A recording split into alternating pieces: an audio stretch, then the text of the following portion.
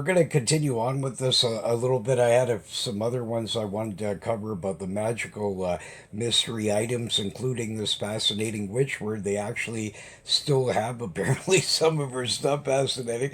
And I've actually ran across this phenomenon. I talked about it in my ghost show there, where I ran across this lady that was like really old, right? And her daughter was the most hottest looking thing you've ever seen in your entire life. And but I mean, astonishingly like you know. Movie starish looking sort of a female, eh? Like she had a figure like this girl, I mean, just extraordinary. But this woman had some magic book that I know was massive, hundreds of years old. It wasn't made in any of these times, right? And this family I knew claimed that she had magical powers, right? So, anyways, I'll tell that one little story later, sort of thing like that. But very strange. And I got a fantastic, a couple other films that I want to cover, but one particular one that is so good that I don't see how people could question this any further. This silly skepticism, there really is titanic like eel and serpent and like sorts of things, including even a carcass that was found. Well, not even the carcass, just the bones, and it was over 90 feet long. I mean, it's got two horns on its head, exactly shaped like a pipe. The whole thing was just perfect there. It just actually died, and luckily only little fish pecked at it, so its whole bone structure is all there, right? Or if it's cartilage or whatever might be made, it's hard to, you can't until you have it in your hand. But I mean, it clearly is. And I mean, there's no known animal except a blue whale that can reach this length, right? So I don't see how these guys argue with this. This is a scientific group that filmed this out in the, I think it was the Caribbean or something. I'll have to look back at it and that. I mean, there's so many of these nowadays, right? But I mean, that sort of thing like that. But this one is clearly a live one still, matching these descriptions of older animal books from the 18th, 16th, 17th century, where they're describing some of the serpent dragon like kinds that the scientists is all skeptical of, and he didn't believe in the kraken, right, the giant squid. And they told you in ancient manuscripts there was two guides. So finally, the guy believes in one of them, and then it took ages for them to even find the next one, right? And only once has ever any of these been caught on film, right? So you can see how hard it is with the best equipment, and these guys got everything moving. There's still, you know what I mean, never can see these things, right? It's just, I mean, people have to remember you got a boat that say was, I don't know, 50 foot long and I don't know, like 8 feet wide or something or whatever, right? Well, I mean, if you measured that on the oceans, you know what I mean, coverage across, right? Like, I mean, even if you had 10,000 guys like this with explorers 24 hours a day, you would never be able to remotely even cover anything. So that's the thing is, and of course the creatures down in the ocean, right? I find scientists extremely silly to me in these ways. How any person could be skeptical that there's unknown animals in the ocean when constantly bizarre carcasses that are way too big. They can't be a whale, many of them. Certain things, right? Like I said, the Tucalata one, the Newfoundland monster that looks like some kind of mosasaurian like sort of creature, whatever it was, right? And that sort of thing like that. So I mean, these things I find because the scientist guy just wants everything in a little neat little box that nothing can kerfluffle it, right? But I mean, every scientific thing that I saw from the 60s was changed by the 70s. Then the 70s, those guys claimed, you know what I mean, the 80s. And these guys, you gotta remember, they're young people. They got a great, brilliant mind. They get an imaginary idea, and as long as they can build a theory enough that it looks good on paper, many others will believe this stuff, right? So I mean, but at the end of the day, many of these things, like I said, you really can't prove. Like not in the 100% court wise, it still is going to be based on a theory. You can't prove the earth is this old. You can't prove that that dinosaur is that old. You can't, these things you can't actually prove, right? And so that sort of thing like that. And just like these tales, but I mean, a lot of times they end up actually having physical evidence where you got these staffs that don't seem to work anymore or strange things. But I mean, when people say they're based on mythology, they always keep saying this word mythology. It's because everybody's been trained like a monkey. When if like I said, if you look in below 1940s, you will clearly see everywhere dragons. You can see it at this museum. Dragons are now quite rare. They live in Africa. They live in these places, right? And different, the whole descriptions about them. And yet you clearly really believe that every single emperor and all over the world made this up, right? I mean, even if they said the truth once, folks, there was a dragon in our recollection.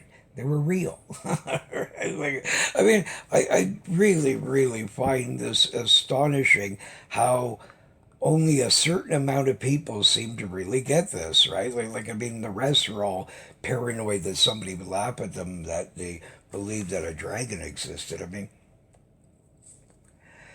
your scientists just before Darwin used to list them. That's what they called dragons. Uh, that's what they were because it's not only one the Asian dragon. There's many forms of these things, and any other kind of dinosaur like a brontosaurus, a triceratops, different ones they also called dragons, right? But there clearly was the authentic family like of dragons, right? A giant lizards here, right? Killer lizards, right? Yeah, terrible lizards, right? So I think, I mean, every country in the entire world, all these sorts of things, right? And I mean, there's so many films now that are starting to come out that I don't see how this is a mystery at all anymore. There clearly is pipe serpentine like shaped creatures that live in our oceans and also travel into our water, river, and lake systems sometimes and may stay there for a while, may leave in and out, and all kinds of variations, but they truly do exist. And I'll cover another 100%. A couple of authentic films here after that. I don't see how any person could argue with this. One of them is so extraordinary that this thing is got to be like 40, 50 feet long, sort of thing, right? Like it's way beyond, and it's not a whale, it's perfectly rounded creature. You even see it diving down again and doing humps, and it's very much like I said, these mobile lake monster kind, and it could be one, but it just happens when they filmed it was in the water and that sort of thing like that. But anyways, we got different ones to cover here and that sort of thing, all kinds of few weird sort of ones, and I got some interesting things about Sasquatch. I had forgotten to put in the Trudeau thing because we have some entertainment with that sort of thing like that. But on this one, because we're not really talking about him much or any of that kind of thing like that, what happened to this fellow, even though he's a Trudeau, right, and that sort of thing, he's still a human being, and it seems like something terrible, terrible happened to this poor fellow, and that sort of thing like that. So, I mean, this is not a political thing. Now we want to talk serious about a poor man that actually, yeah, whether you agree with his family's politics, right? As a different, but this guy, it was the original guy that they were grooming for the prime minister. So Justin just lucked into it because it was the older brother that these characters would have been puppeting, right? So I don't know if he would have been, but hopefully it would have been better, sort of thing. So, but we'll be talking about that after as well. And I saw this woman, speaking of that, when we were talking about with this Trump guy appearing on the scene quite frequently now. And now you can already see some of these markets are stabilizing a little bit and this sort of thing. And again, this thing where people should invest in gold in sorts of things, right? Because then you actually have something tangible that you can trade, right? And that sort of thing like that. Because these bitcoins and all these things, this is what I'm saying. This may be what this guy sees these turmoils in and out. But it seems like I said that even though the stock markets get weird and all these kinds of things, seemingly some of the stuff will eventually calm down. And right now, this Donald Trump, like this guy said, he was the only one that's going to be able to stop these Russians to make an agreement with them, right? And that sort of thing, which is great, right? And no more of this actor guy with the Ukraine stuff going on and all these sort of things, because I've seen some of the stuff and I can understand why the U.S. and some countries getting like a bit perturbed, right? Was because I mean, if you have to, when it's war, right? Like I mean, to it's better to give a little bit here than to sort of thing. Like I understand, but I mean, like I said, that this is like all these people were very close not that long before that, right? So this is like a more ancient thing and it's different. You deal with it. It's not the same, and clearly the guy, the leadership of the of that is not. He's not seeing through the forest, as they call it, right? So I can't say if he's a terrible person or not. I don't really. I just. I. It seems that this guy makes it more difficult than what it needs to be, right? Sort of thing like that. So hopefully he and so these poor Ukrainians and all this sort of stuff, all these things calm down, right? But I get so frustrated with the internet now with these silly stuff every day. These There's so much terrible things. There's now like AI ones where it'll say, oh, like there's this new that new spokes lady for Trump. Oh my God, Caroline, yeah, Caroline. Anyway, she's Christian and a really pretty girl.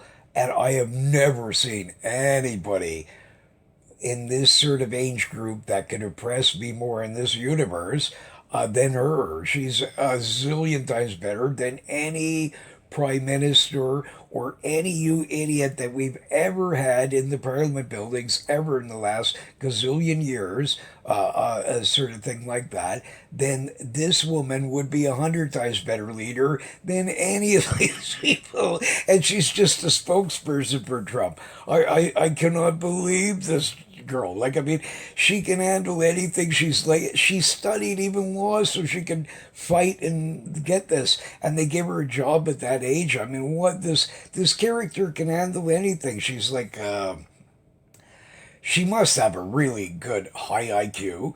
She's really determined, and she's one of these people that just is like a master chess player, like his son is, where they really know because she's a spokesperson, she can't make mistakes, right? So, and she's ready for action. And I mean, she puts every one of these guys in their place. She's my friggin' hero, man. So I love this chick. I mean, just absolutely perfect. Trump couldn't have hired any human being on this planet better than that girl. That girl's could impress anybody across the board. I don't care who you are, right? So, I mean, a sort of thing like that. I mean, just insane for that age. I mean, to me, she's like a dragoness, right? You know what I mean? Like, and she's ready to, and she doesn't apologize for her faith or these different things, right? Like, so I commend her. She's like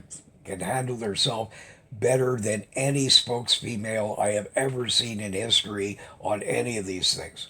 And any guy that I can think of actually either, right? So wouldn't matter. So kudos to her, man. The mighty Caroline there, sort of thing. I mean, wow, that girl's very, very impressive. So, like I said, I don't really, I'm not into this Republican and Democrat and all this kind of crap because I'm a person that just believes in certain aspects. So I don't know what these parties would be because all of them, some in each party, from even the neo-Nazi guys. It would matter almost across the board. There's something that I might like and appeal to their party in one way of some sort. You see what I mean? So, I mean, you know, even like the Bloc Québécois, right? Like, I mean, it wouldn't matter. There's something in there that probably I think is a good idea. So the problem is that these guys live in a charade world where they can't get together all the decent ideas at the same time, right? And that sort of thing like that. And to make people still keep voting for you, you always got to pretend there's change and you're doing this and that to keep them motivated that you're going to do this, like this kind of thing, right? Like, that's why, what's his name there? Stephen Harper, the most boring prime minister ever in the human history. You couldn't find any more boring than that, and that sort of thing like that. And that's why, because nobody was paying attention, this guy was like a snooze fest. Like, at least Stephen Trudeau, will give him this, that everybody, they either hate Trudeau so much the second they see him on the screen that they would love to, throw him in a group of, man-eating sharks sort of idea, right? There's this kind of gang, right? And then there's the other one that just think of him like a savior of of Canada, right? And there's no, I mean, there's not much midway with this guy. You either going to hate him to death or you love him, right? And this is what I'm saying, that this kind of thing, that they'll forgive this guy for anything if they're a follower of his, right? Sort of thing. So, I mean, it's really interesting, these wacky stuff that's going on, but I'll tell you what, hopefully, like this guy says, that it'll calm down some of these things, and I'm hoping that these Jewish aren't building this temple right at any time soon, because the second I see that, I know that this is when the action begins for sure. So all these seers and prophets and everybody on the planet can keep going on and on all they want, but they keep ignoring that you have a biblical thing that is never inaccurate. Every story from the Sodom and Gomorrah hailstones, that there's nothing like them anywhere. Yet you can still light these things and they burst into insane fire, right, and heat. Where did they come from? A Joe Nichols-like answer would be that it must have been a fluke in a million, that a meteorite farted on some missile on these, and somehow the gas soaked in them. And I'd imagine the wacky stuff that these guys would come up to give an excuse for that, right? And the same with feeding the Israelites, where this water bursted through the mountain or stone or whatever it was, right? And that sort of thing. They found this place. It's real, and something real shot a beam of power water and made it go melting right through a giant stone. How is that feasible back then, right? Like when you're out in the desert and all this sort of thing, right? Only if it was true what they said, that there's a mighty alien, this God guy, right? And that sort of thing. And this is what I'm saying, that it doesn't matter at the end of the day what their reality is, like who they are, because I don't know this, you don't know this, nobody on the planet that reads the Bible could know this. You can all claim all you want, but it's not reality, right? Like, so you don't know what really God is. Like, I mean, is he supernatural, or some ancient race that they don't die, and all that kind of stuff, right? Like, so there's a lot of ways you can look at that, right? And you can interpret these things in a lot of different ways, right? But I mean, at the end of the day, when they tell you stories, every time the story ends up being correct. The city of Bethlehem, the fire and brimstone, the this and that, the Red Sea, which might have been actually meaning the grass sea. There's an actual spot that you can still find where, and it's marked from ancient, like thousands of years ago here.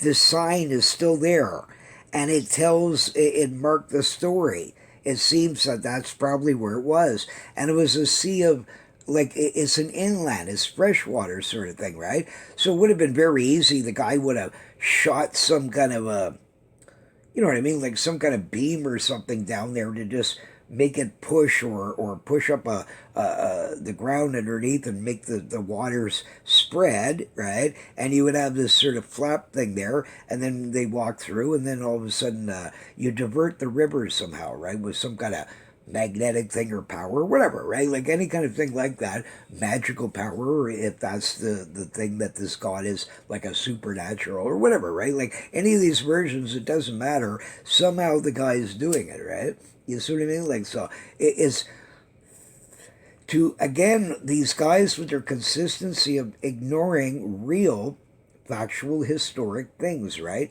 Like from the Percy Reese maps go, oh yeah, keep believing that, this iceberg was there for 1 million years. I mean, the most foolish hogwash and stuff go, right? I mean, a map clearly is showing you all this open, and there's, yes, Percy Reese got it from earlier, but this is what I'm saying, he got it from flood times.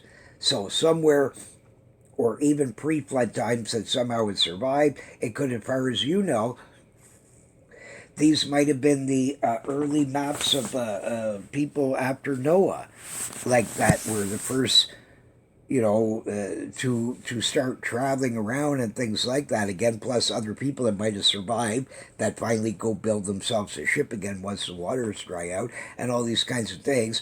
These things for sure were open, and this there was an ice age like thing in a sense, like, and there has been in even Europe in different centuries. So it's not, but this particular one, it was quite cold there for a while with this flood, and but depending on what place in the world that you were at, some would have survived it way easier than others. Like you see that the water couldn't have lasted long where the Phoenix is. You actually see that there's layers of water that was right exactly covering it about 3/4 way up.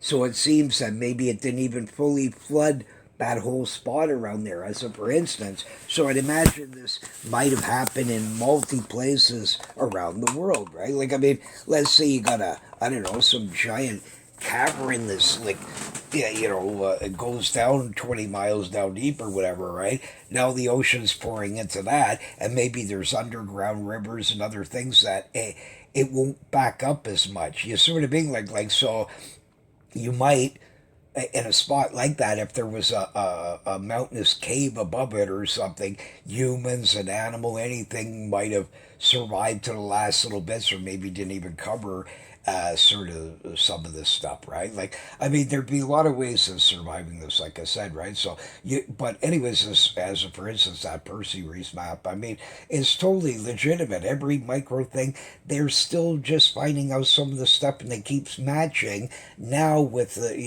groundbreaking radar devices and everything else, right?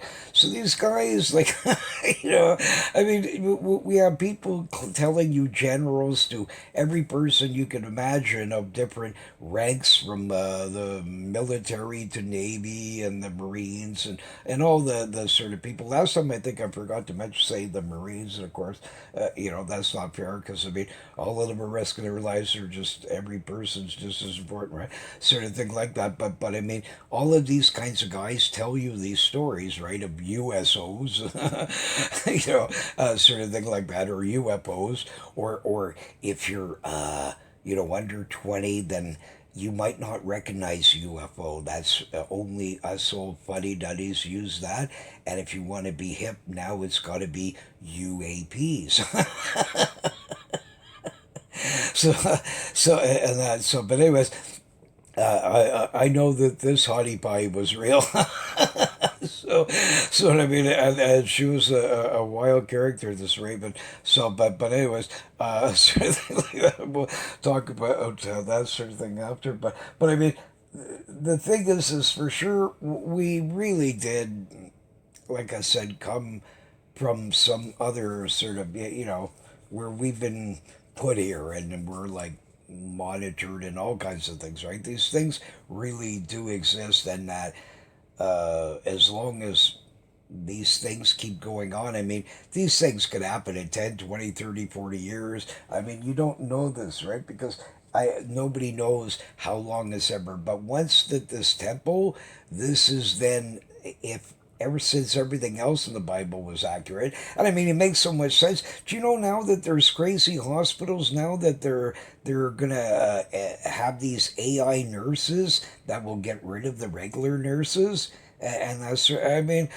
really? Like, I mean, come on. I mean, like, why would anybody allow this? I mean, this is going to be ridiculous. You're going to have even highly educated people in the workforce that there's no work for them. I mean, I find this, society shouldn't go this far. These kinds of robots should only be for, like, some kind of, you know what I mean, like to battle and things, like, and sent out like in locate, like these kinds of things for a protective system, like sort of thing, right? Where you can send them down in the cave and they can't die, right? So if the bat monster is holding the army guys, right, or whatever, right? You know, you can send down her super AI lady and she could get the job done, right? Sort of thing, like kind of uses like that. But this kind of stuff, I mean, you know, where there'll be no use. It'll be all AI robots serving you at the grocery store and all that kind of stuff, right? And this is maybe why you can't kill them, right? In these sorts of things like that. So I was asking to try to ask the psychic if he's had any visions about the Caroline there. See, because I guarantee you. And he says no, he's never had anything about her at all. So that's a shame. Because I want to. I'm curious. Like I cannot see this girl not going up the ladder. I mean, no matter what, right? Like so. I mean, I'm telling you, if you haven't got a load of this lady here, I always say character. To me, that's a compliment. Like sort of like I mean, because they're so fascinating, right? Like they're different, a character, right? Like they're very unique, sort of thing like that. And certainly, she is definitely one. I mean, he couldn't have found a better, I don't know, dragoness to speak for him than you. I mean, she handles every thing and really puts them in her place, and she totally tells the truth, which I find mind-boggling. So I'm impressed, right? So I don't care, like I said, about the political parts of it, how anybody could worry too much if you got somebody like her sort of there even to babysit some of the other ones. I'm sure to be okay, you know, sort of thing. But I mean, all this other tariff stuff and all this, I hope this goes away so to not be too annoying, right? Like, you know, sort of thing like that, and people calm down. But anyways, we got some different ones here to cover, and so I wanted to cover a bit more of these supernatural items that totally sort of I find fascinating, and I got and old interviews and stuff like that with a few Sasquatch sort of unusual sightings that were unusual and that sort of thing like that, and some this sea serpent films, a couple of them, and just some other sort of things and some more other unusual sort of Sasquatch sort of things that are unusual, as well as this strange disappearance and that sort of things like that. So we got a fair amount to cover here. Magic items, the Spear of Destiny is as well known as the Spear of Longinus. This was the spear that was used by the Roman soldiers who pierced the side of Jesus as he was hanging, according to the Gospel of John, right? And that sort of thing like that. I mean, every person apparently that it's went through different hands, right? They believe that once you wield this, that it could, yeah, you know what I mean, make you win, right? Like you can defeat any enemies and things like that, right? So whoever's holding it, you know what I mean, you can defeat armies with this sort of thing, right?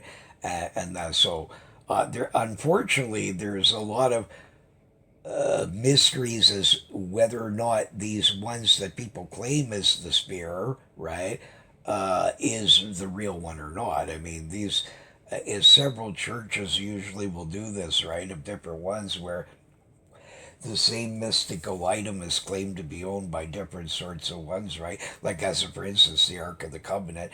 But you know, I actually believe that the Ark of the Covenant really is in Africa, and it's really by these early Christian guys because they include in their Bible the Book of Enoch, as a for instance, and that sort of thing like that, and they're very familiar with him and all that sort of thing. And this town, this little village, right?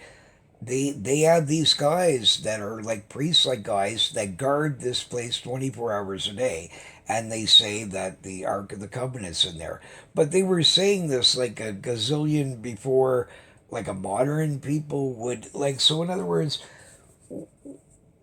why would you have? Okay, my question. This is why I believe this one is authentic. Okay, you don't find this anywhere else. And this was even based on like an Indiana Jones. Remember the guy that was guarding, the Holy Grail sort of thing, right? It's the same idea. The only the blessed by God, like these higher priest guys, they're the only ones that can actually look upon this, you know what I mean, and or have any interaction with them, right, without them being melted into pieces, sort of idea, right? So my question is, why on earth, for now a gazillion years here, would you have these like monk-like guys that will give their whole life where they just sit there and guard it around the clock? Nobody's big paying you cash here. Nobody's doing much here. And even if they were paying you cash, you see what I mean? Like, you're making this holy vow guarding it.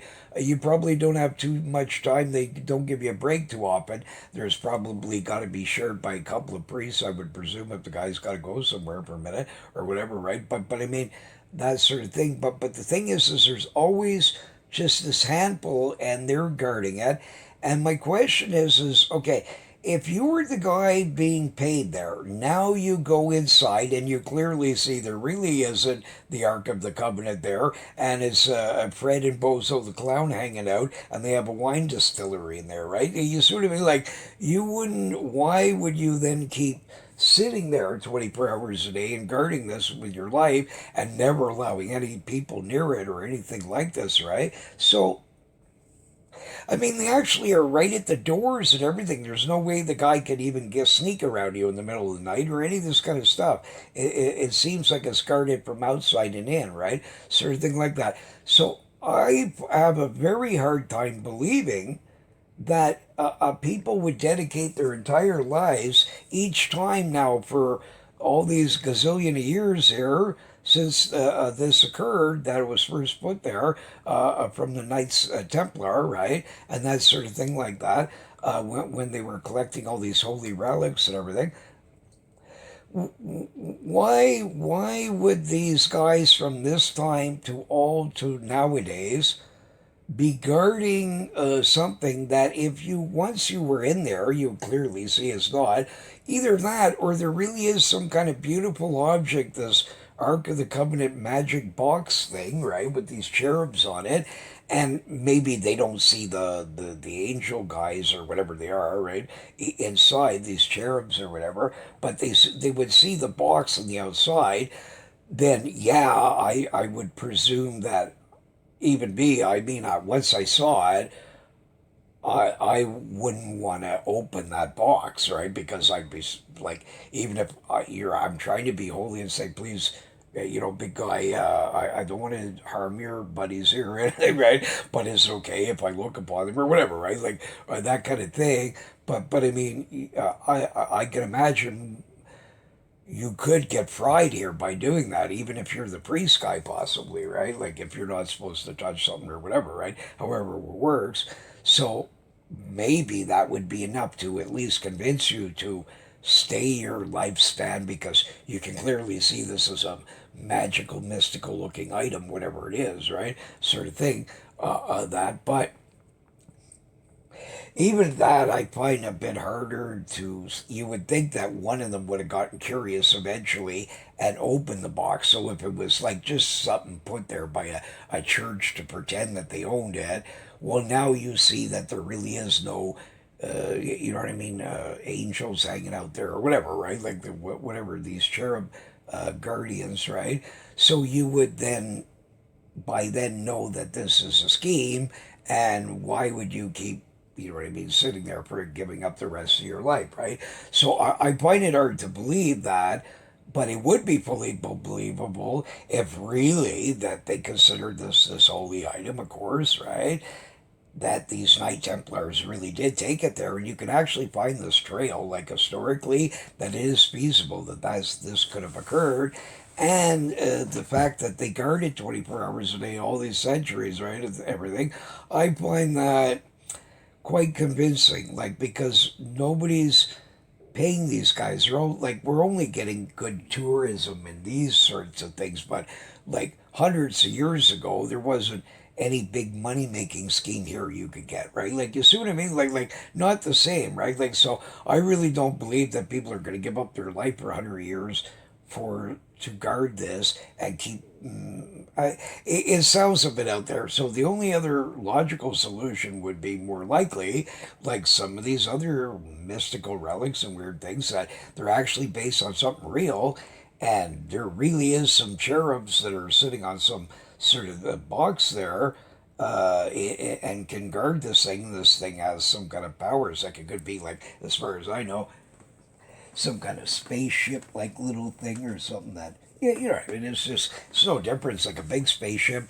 You got a watches now that you can talk, cruise the internet, do all kinds of things, right? So what would be the difference, right? And of course, these people are way more advanced than we are. So of course they could have all this sort of stuff, right? Like so, I don't really have. All I know is that what our interpretations of what a magic guy is or not, or is it actual technology, I don't really care. Like, I mean, I don't care how this guy does this. All I know is that somebody is out there. And they have some of these kinds of things probably, and it's actually really probably true. Some of this stuff, right? Is very interesting. But this spirit destiny apparently is housed the main one that they claim, right? And it looks something like that could be from that sort of era and all that sort of thing. And I think they claim that they've dated it and all these kinds of things that it would likely match it, right? But then there's others that claim this, and according to some people, if you touch it or whatever like that, then you can also be like healed and mystical sort of items. Just like there was these cups of Jesus, what they would do, and when he was in the cave before he was raised to heaven and that, raised up, right? Can't remember if it was John or but anyways, so one of the disciples had taken actually because he was dead there bleeding, he collected some of his wound blood or something in these cups, right? And nobody knows really what happened to these things, but there's claims that other different ones own it, and they say that this has like supernatural like power, that if you drink from this it can heal you or do all. So my question is I mean, okay, I'm a person that would believe that a mystical item like this, of course, needs to be protected. But with all these sick people and things in your village and that, if these things really have this kind of a mystical power, right? Why wouldn't you use that to you would get each one to come in and then they could sip upon the cup, right? And I can't see the Jesus guy getting mad at this. The guy was a healer, right? And that sort of thing like that. I mean, he healed everything from the blind to the deaf to different things, right? And that sort of thing like that. So I mean, I if these items actually can do these things, why is it that the people that are controlling them don't want to be decent with them? I mean, are they concerned that maybe the thing would run out eventually, possibly? I just find that weird, right? Like, why is it that they all these church like sort of ones, Catholic, whatever it is, right? Why is it that they keep a holy relic in the sense that of course you have to protect it, and of course you have to be leery of somebody breaking it or doing anything. But what I'm saying is, if you really believe that it has supernatural powers like that, which it clear very likely could be, right, sort of thing like that, why couldn't wouldn't you to help like I mean if somebody's dying or some poor kid's born and they can't hear or see or different things, right, or walk or whatever it is, right, yeah, sort of thing, and you got this mystical item that you could use that, but maybe they're so paranoid they think that if so many people saw this then they fully know that it really does have some kind of powers, right, like I mean when people tell you it has powers, a lot of people are going to be Joe Nicholas or yeah, sure, like that kind of thing. Even if you believe in God, you might not believe that the item could have magical powers, right? So it could. I mean, if it's wanted too much, right? I mean, if some king guy now takes over your empire nearby, I can clearly see that they would want this item, like Hitler and all the other crazies that was after these things, right? So I mean, it could be that these things actually do, and these people are being greedy in a sort of strange way, right? Like, I mean, to me, I would think that probably this Yahweh guy would be more pleased that you protect the item, but at the same time, use because it has these powers. Why not use it to help heal or whatever, right? Like in your local village or whatever, right? And if people need it, they could come there and you could help them out, right? Like, you sort of mean like I don't understand why a so-called like church figures, right? Or would not then use it for a proper potentials. I mean, if you had some wonderful nun lady, I don't know, she gave all her life to helping out pygmies, let's say in the African jungles or whatever, right? And the poor ladies, whatever, right? And you have this item right in your church that you could go unga bunga bunga or whatever, right? And heal her, right? Or something. I mean, if these things actually work, right? Well, then why wouldn't you do that? Like, I don't understand that kind of stuff. So I've noticed this that none of these items usually are out on loan to anybody, sort of thing like that. But I mean, I also find that a bit greedy, right? Like I mean, that they're not using it for a potential that it could be, what I mean, like an amazing thing that would be help the masses, right? And that sort of thing like that, right? So I just find these things strange that sometimes humanity, they like I mean, even if it's some famous place, right? These people really still always think in a more greedy nature as they saw, right? Like, I mean, they don't. It's always that sort of thing, right? They don't, but I mean, if any of these things actually exist, I mean, that would be astonishing. But what I find weird about this one, especially the Spear of Destiny, I wouldn't want to go near that thing in 1,000 years, even if it. Well, I suppose if you were like near dead or whatever, and you're going to die anyways. Well, then maybe if it is true that it would actually bless you and heal you, well, then great stuff, right? Like and that sort of thing like that. But at the same token, I would have thought the opposite would occur with something like this. Like, I don't think that the Jesus guy, like, I mean, this thing hurt him, right? Like, you know what I mean? He spears into him, right? So, I don't understand why um, that, in other words, why it's actually an item that was used of evil, right? Like to harm and try and kill him, right? So you see what I mean? But then I think about it too, and I think, okay, well, since he is like a supernatural being, right?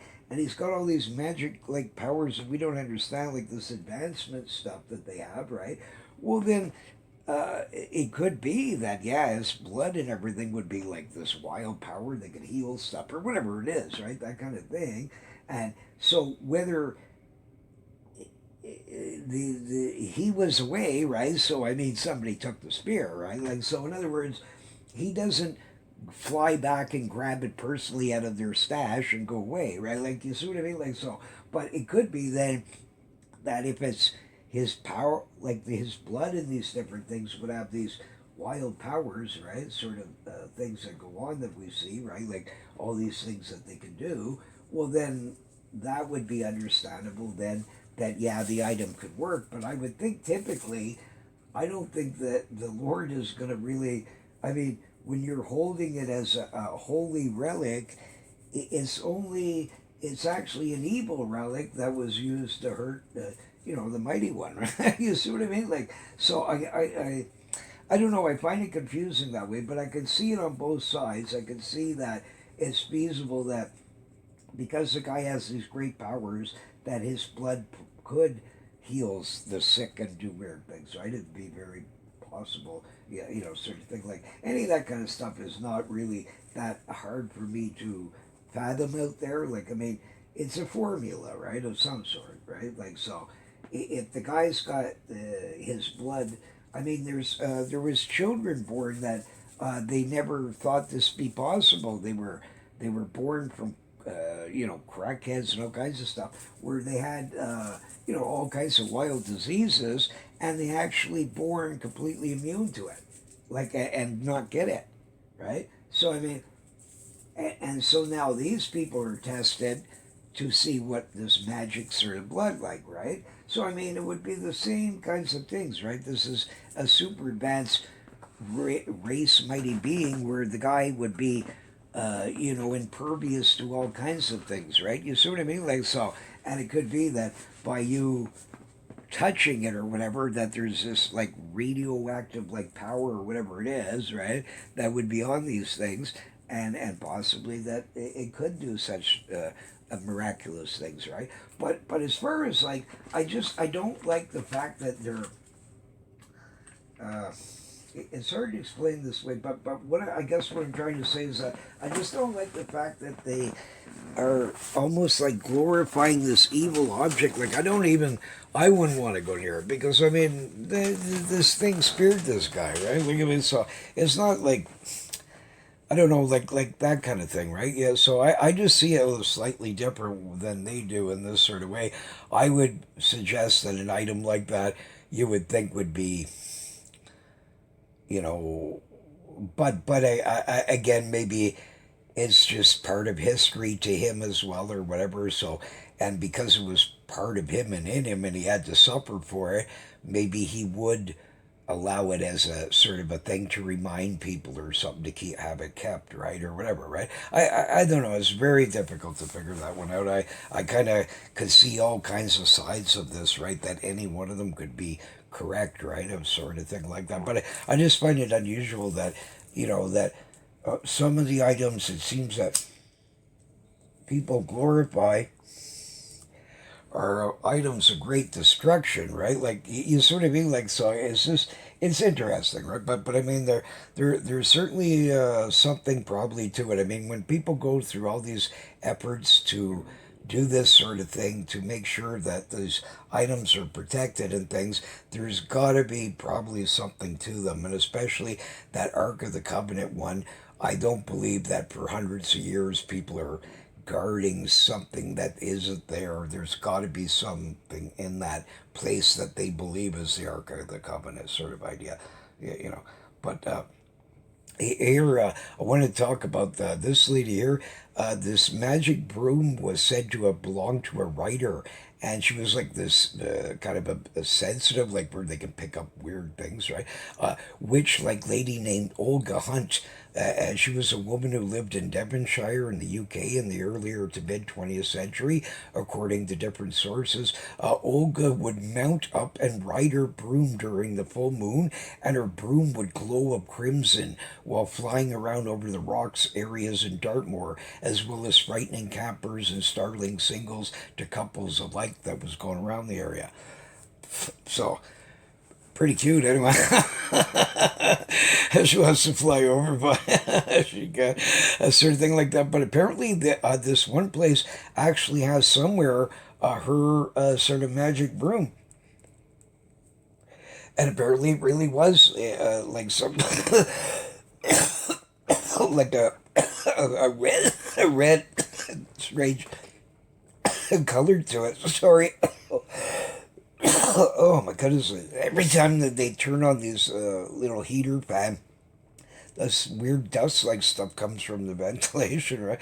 That sort of thing like that. But I mean, these people would see her all the time, and I mean, I even, like I said, ran across this. I was with a group of people. We all knew about this woman. We heard many a crazy stories that her mother would come out and hex people that she didn't like. It's weird stuff. But anyways, this woman was like the most hottest, like prettiest thing you could ever possibly imagine. Like this girl here, except like and just really like similar, like sort of, but just a different sort of like. I mean, her broom wasn't exactly like that, or any of that sort of stuff. She like hanging around with a big thing, of this big ancient book, right? And more like fishnet stockings and little skirts or something. But anyway, this woman, I can still see every bit of everything of her, like the entire event, and I've never seen anything so strange in my entire life. This woman would hang out, and if people didn't give her money, right? Her and her mother, like they would mooch change, right? And this sort of thing like that. Then she had this crazy book with these weird, like metal insignia like things. I don't think they were crosses. They didn't seem to be the shape of them.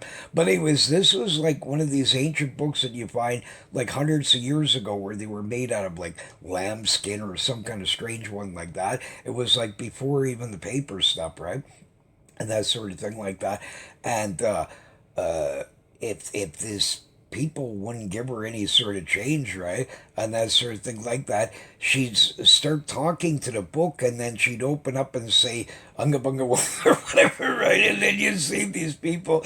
So I mean, some of them were petrified of her, that believing that she's putting a hex on them, right? And I mean, say I've seen a lot, too many strange things in my life. It could be. I mean, so how do you know, right? Like, so might as well be nice to her, and I would be anyways, because I mean, there's no reason to be mean to this lady. I mean, if she wants to walk around with a witch book, that's her business, right? Like, sort of thing, right? Like, because it's not, yeah, you know what I mean? I can't tell her who to talk to or not to or whatever, right? Like, sort of thing like that. So, I mean, I didn't have a problem with it, certainly, but anyways, we watched this girl walking along this bush, and it turns right, but it's a huge open street. I mean, you can see everywhere. You couldn't go anywhere. She had big, lady of the night heels that you would find back in the day, right? And she's click, clack, click, clack. There's nowhere to go. We watched this woman go by this bush, and she seemed to, like, almost dematerialize. Like, I mean, I know it sounds insane, but I don't believe that she could have ducked that fast, right? All of us seen that we were only like 10 feet maximum behind her. We just didn't want to scare her, but we were trying to figure out what she was up to. And she was in this wild outfit.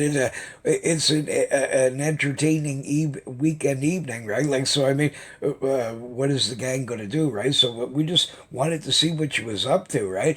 And so we're walking, and we this girl went away. I mean, I don't know, man.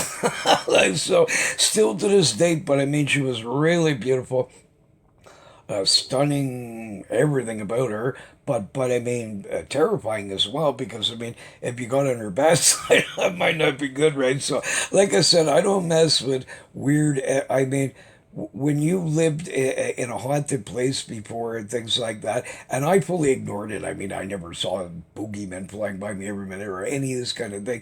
But I mean, this place was haunted. I mean, you would hear sounding like people running up and down the stairs, and I mean, this place was huge, and there's nobody there, and they couldn't have been a rat or like. I mean, this really sounded like a gang running up a flight of stairs and stuff, and this would happen all the time, and weird things, right? Like, so it was a creepy sort of, and others that previously lived in this place claimed it was haunted too, right? So it wasn't the first, even it was way before my time of being in it and that sort of thing like that.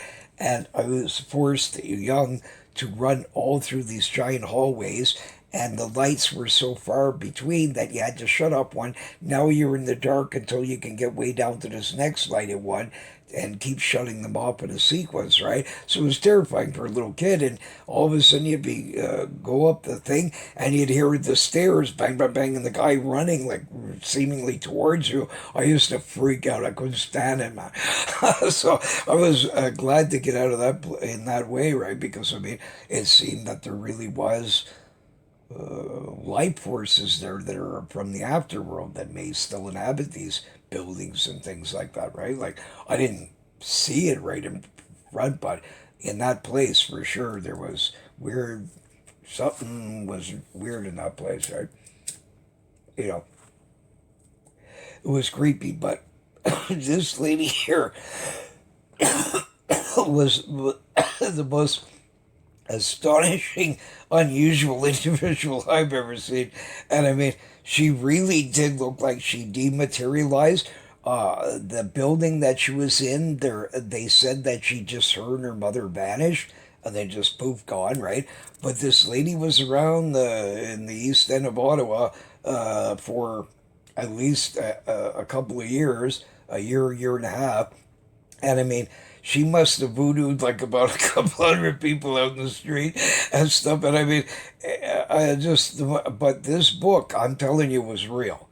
And this book, like I don't know if these incantations actually work or whatever, but all I'm telling you is this woman wasn't scheming in the sense that this book was real. Like it's massive, hundreds of years old. So I know this because I've been interested in ancient books. I knew a lady that actually had the first running edition of Edgar Allan Poe's The Raven, and I saw it. I thought it was beautiful, and it was the same thing. It was made out of some kind of strange, like lamb skin of some sort, like some kind of thing, right? So, but anyways, all I know was one of the earliest ones that they'd ever made of it, and a lot of people offered her a lot of cash for it. So I don't know what she ever done with it. I haven't seen her in years, but she owned like I mean, and she got that in this place called. It's in an old movie there. Yeah, Portobello Road. Portobello Road, Portobello Road. That's where the riches of ages bestow. I can still hear that in my mind from that long ago. Oh my God, man, that's got to be like the 60s, man. Like, anyways, it was this a movie, Bedknob and Broomsticks, and I can remember because it was Angela Lansbury, right? And I can see her, she's sitting on the bed, and her and the kids there, and that English guy, and that sort of thing like that. But they in the movie, they go to this place called Portobello Row, and that's where they find this magic sort of book that they were looking for or whatever, right? And she has this magic bed knob that's would put on the bed and can make her fly and stuff, that kind of thing, right? But anyways, sort of thing, and that's where she actually got it at this famous like giant flea market like sort of thing, right? That sort of thing like that. So I could imagine that book's worth quite a bit of money and that sort of thing like that. But I mean, even though people don't believe in some of these things, I even when I was younger, I was out in this bush place and I'd go fishing there. There was always like hippies and partiers on the weekend, right? Because this is back in the day, right? And that sort of thing like that. And I was with these people. We saw this wacky cult that was made all this wild sort of like pentagram like stuff, and the whole thing they were unga bunga bunga, doing all this stuff, right? So I mean, it was a bit out there, right? So I mean, and they were all in robes and shit. So there is like kooky stuff going out there that people don't really realize. And like I said, that's their business. I mean, if they want to. I don't know, worship a giant flying poutine monster. That's what they're into, right? Like, so I mean, I don't like. They're not. Seemingly, any of these people really aren't bothering anybody. Like most of them, anyways, and that sort of thing like that. So I mean, that's just what they believe, right? So they like going out in these kinds of places because then people can't watch all their secret, meeting or whatever that they do, right? Like the owl monster guy there, or skull and bones and all these kinds of people, right? These different ones that are out there, but. A lot of these strange mystical items. Now, the origin, a lot of people said from brooms was because in the earliest times, the witches would use like henbane, ones like that, and they'd actually rub this on their area, right, with the broom. And this would actually give them this hallucination after a while of like feeling like flying. That's what the sort of thing. And they actually really would use this stuff. And it is true that they did strange things like that, some of them. However, I don't really believe that that's fully the origin of this, in the sense that that could be some of them where they're wasted and believe that they're flying. However, the amount of people flying on these things over the centuries is insane amounts of these sighting like things, right? So I always wondered that, is it feasible that I mean, you could call like this with Solomon's ring, right? And that's why he said don't teach incantations, but he did to some. And of course, probably this Lucifer and all them would know some too. So I mean, how do you know that some mortals have not been given these kinds of things, right? And I mean, there has been like modern sightings where people have seen, you know what I mean, a witch flying by in a broom. I know it's crazy, but I mean, there was this one even in the, like I told you, if you were in the 70s in this Beechwood Cemetery, and this hottie, she was really cute, like this one here. Could have even been the same crazy girl with the book, right? But this I don't know, because I never saw her, me personally, with a flying broom, right? But these other people claim that this broom was glowing like some kind of magic broom, right? But the description that they gave sounded very much like this girl, right? So I mean, how do I know? Like, and I mean, I'm telling you, this girl seemingly vanished walking, like, you know those hedge bushes when people walk down the street, right? They're only like half your size usually, like that's they're not like massively tall, right? And that sort of thing like that. And so you're only at a street corner, and now she turns, and not even 2 feet later she seemingly vanished. We went in every backyard all the way down the street, got a couple to run this on the other side, and some of these were blocked off. You couldn't even escape in the backyard. They got a big fence. Some chick with high heels and all that can't go away, like in a spot like that. And why weren't we hearing her? Where did she go? You know what I mean? So I mean, still to this day, it trips me out. But she looked like this girl here, sort of thing like that. So I mean, very bizarre. So I mean, there really is probably items and strange things out there that, and these ancient books, some of them, that if the person really knows how to use it correctly, right, they maybe could raise these wacky stuff. Because I mean, God gives, like I said, these different ones. You got the Joan of Arc with her flaming sword, and the different ones, right? The King Solomon, the ring, right, and that. So I mean, it'd be very peaceful that maybe some kind of, you go unga bunga bunga bunga, whatever, right, and then somehow it makes the thing work. Right, like somehow, like this kind of thing, right? So who knows? I mean, there's a lot of strange things out there. It's very hard to believe in a lot of these things, but I mean, again, a lot of witch things are like fables, right? But however, they still are based. There's always been people doing these kinds of things, right, through history, and some of them seemingly really with strange mystical like powers to them that are hard to explain, right? And that sort of thing like that. I mean, you can get a lot of skeptic answers that you could say, yeah, could be, but I mean, at the same time, you can't really prove that. And so then it's up, you can't give like 100% as that is the answer when this may not be at all, right? Like, in other words, sometimes that just because, yeah, there could be a way, uh, but the what the people are seeing isn't really matching that sort of a thing, right? Well, then it could be, but I mean, it's not likely, right? So there's still things that should be explained properly all across the board. I don't just like the way skeptics, you know,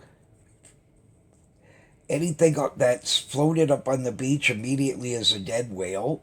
Yeah, you know what I mean? Or any of these kinds of solutions that they give, which clearly many times they cannot be, and this is where then you have a problem, right? Sort of thing like that. But I mean, how do you know that even some of these ones that portray themselves as a witch, maybe they're a space alien as far as you know? I mean, it could be. How do you know that? I mean, that kind of thing, right? Like, I mean, there's it's feasible that possibly that sometimes they portray themselves like this, like even an angel, as far as you know, yeah, is a naughty angel, let's say, right, or whatever, right? Like, I mean, any kind of thing like that. There could be explanations beside that they're just a witch or whatever, right? That's like, I mean, at the other tokens too. I mean, a lot of people really aren't one, but the belief that because the person believes they are one, then there's fear, right? And these kinds of things that is a good weapon for a person like that. I mean, if you believe they're a witch, you don't want to peeve them off, right? And that sort of thing like that. So you have that kind of thing too, right? That a lot of them wouldn't have really ever been really a witch. But all I'm saying is in this case, I saw this woman quite a fair amount of times. Uh, Her mother seemingly had all these wacky stuff on her, and I mean certainly didn't look like her. We'll put it like she looked more like the traditional witch you would find, Snow White like sort of stuff. But the daughter was extraordinary, right? Sort of thing like that. So I don't know what happened to these people or whatever, but this girl somehow had a magic trick, or maybe her dress is like that magic cloak, in ancient times. There was a cloak, well, several of them. There's way more than one, but there was this one particular cloak, and also this helmet that you could put on, and it instantly would make you invisible, right? And that sort of thing like that. So who knows? But anyways, she was a real cutie pie. But a bit of that book scared me, so I certainly didn't want to, At any time if she needed change, I just had her in Bolton, right? And then she didn't pull out the book on me, right? So, because like I said, when you've seen a lot of crazy shit over your life, sometimes how do you really know? Like, so is it? You see, if you do it the Joe Nichols way, well, then 100% guaranteed if this is actually real, well, then you're fried, you're doomed, right? You see what I mean? But if it's not harming anything, and even if it's a crazy girl that's just a massive alcoholic and crackhead, right? Well, then so what? You gave her a few dollars, now she maybe get at least something and have another hour of peace in her life, right? Like, so, in other words, it didn't bother me one way or the other. I would have gave her the money anyway, right? Like, so, in other words, because, like, I mean, a girl like that shouldn't be doing that kind of thing out in the middle of the night, standing on corners and mooching cash, right? Like, I mean, it's sad, right? Like, we shouldn't have these things, right? They shouldn't have to be this way, right? And that sort of thing. So, but anyways, whether she was one or not, she was certainly a cutie pie, and she had no ill will towards me, and certainly me not towards her. So we'll leave it at that. But she did disappear in front of us. That's all I can say, right? So I'll never forget her as ever. I mean, the most weirdest stuff, and I would have loved to have seen these other sightings that with this flaming broom. That sounds great stuff. I would have enjoyed that. I would have been scared, but I would have enjoyed it. You know, you imagine you're watching and somebody actually has such a crazy, some kind of weird technology like thing, right? I mean, I presume right now you could actually make a flying broom. I mean, there's these jet packs that have been around for quite some time, right? That possibly you could create a smaller version of one that would be able to do such a thing. I wouldn't be surprised. So maybe when they test these things, right? Maybe that's what people are saying, some kind of weird, like one like that. That'd be interesting. But anyways, just one of the strangest things I've ever seen, and I just like this idea of this Olga, Olga Hunt. sort of thing. So she sounds pretty trippy, right? But I mean, it would have been interesting to see this glowing crimson sort of fire broom, right? But apparently, some of her belongings and things is actually owned and around there, sort of Dartmoor in some museum or something. So really fascinating. Here you got mighty Zeus to here's Thor's thunderbolt and these staff that were held by Anunnaki and different ones, right? This is what I was saying. There's some like two prong, three, four prong, right? And there's actual quite a few that have been found where they had this crystal in them, and scientists actually agree with this that it'd be feasible that maybe that's another reason these pyramids existed for these guys to charge these things. So you would put the staff in there, and somehow that because that's what pyramids do. I mean, there was a guy, I have these old articles where this guy was going to feed the whole world, and he must have been bought out or shut up because he was this archaeologist guy, but he was also a gardener and different things. And he found these ancient seeds that was inside this pyramid. So he took them and they started growing these monster 6, 8 foot long cucumbers. And they were huge, wide in that, and they could feed like a big person. Like you would be full from just one of these things if you were, yeah, needed food of some sort, right? Like they were huge, right? And you wouldn't probably be able to even eat one. So, but this guy was going to do all this, and they shut it up. But I saw the photos of it; they were real, 100%. It's not. We didn't have plastics or weird toy-like thing to make it look that good. These were totally real, and I still have this photograph somewhere. But this guy got shut up, and and this is what I suspect that others have done tests in pyramids, and they can amplify by thousands of times, like what do you call that? A penicillin, like things or things like that. So what if these staffs were kept charged in there, and then eventually, after you've zapped a few people, right, that were misbehaving around the temple, well, then the thing dies out and you got to recharge it of some sort. And this could have been one of the functions, like maybe normally in a spaceship you would plug it into something like USB, right? But because he left these guardians there, and so they got to use some primitive stuff as well to adapt this to charge for that, right? Like these Baghdad batteries as well. This is how for sure they made the pyramids. It's quite simple. They actually show you it. The guy's trying to show you a bulb. Some idiot said that it's a tulip or something. I mean, most ludicrous answer. It clearly shows two guys holding a big bulb thing.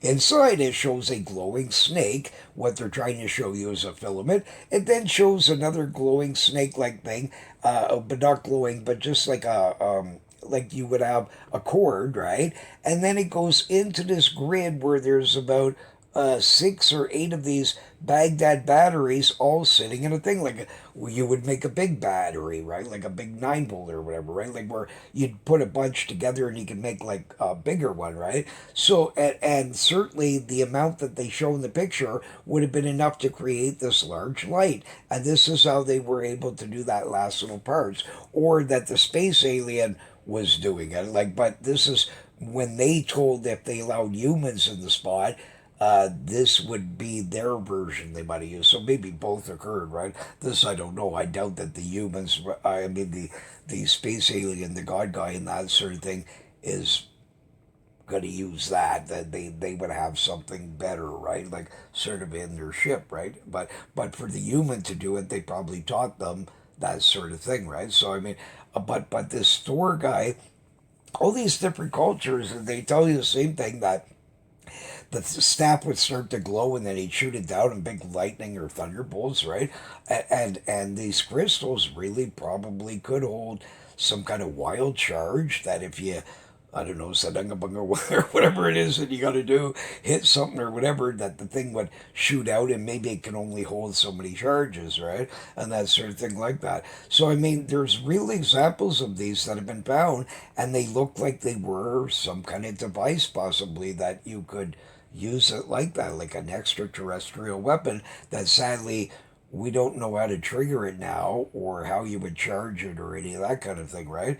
Because I mean, it'd be fascinating, right? Because they actually exist, these things, right? Exactly what they portrayed. Like I said, history is true. Like when you find these things, when you see a dinosaur monster being hunted by a caveman in a real cave, and it's a totally 100% known type of dinosaur that they say existed millions of years ago, these arguments shouldn't be there anymore. I mean, there's no way that a guy imagined that from a fossil. But you're trying to say he's a chimp man, but you're also saying that he has better skills as an archaeologist because some of them it took ages to figure out what they might look like. And that's right. You see what I mean? Like that, these things aren't real, right? So I mean, a lot of these things must be based on factual things that the human interprets slightly different, but still it is actually based on something, right? So here's some other one here. That guy I talked about, this mighty John D guy, who can speak with angels and stuff like that. He also, this is his crystal.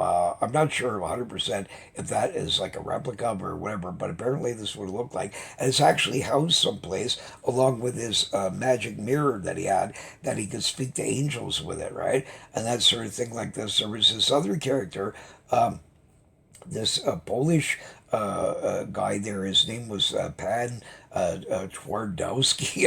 A strange one, right? Hard to pronounce, but he was in the 16th century, and apparently he sold his soul to the devil to get this magic sort of mirror and get great wisdom and weird things, right?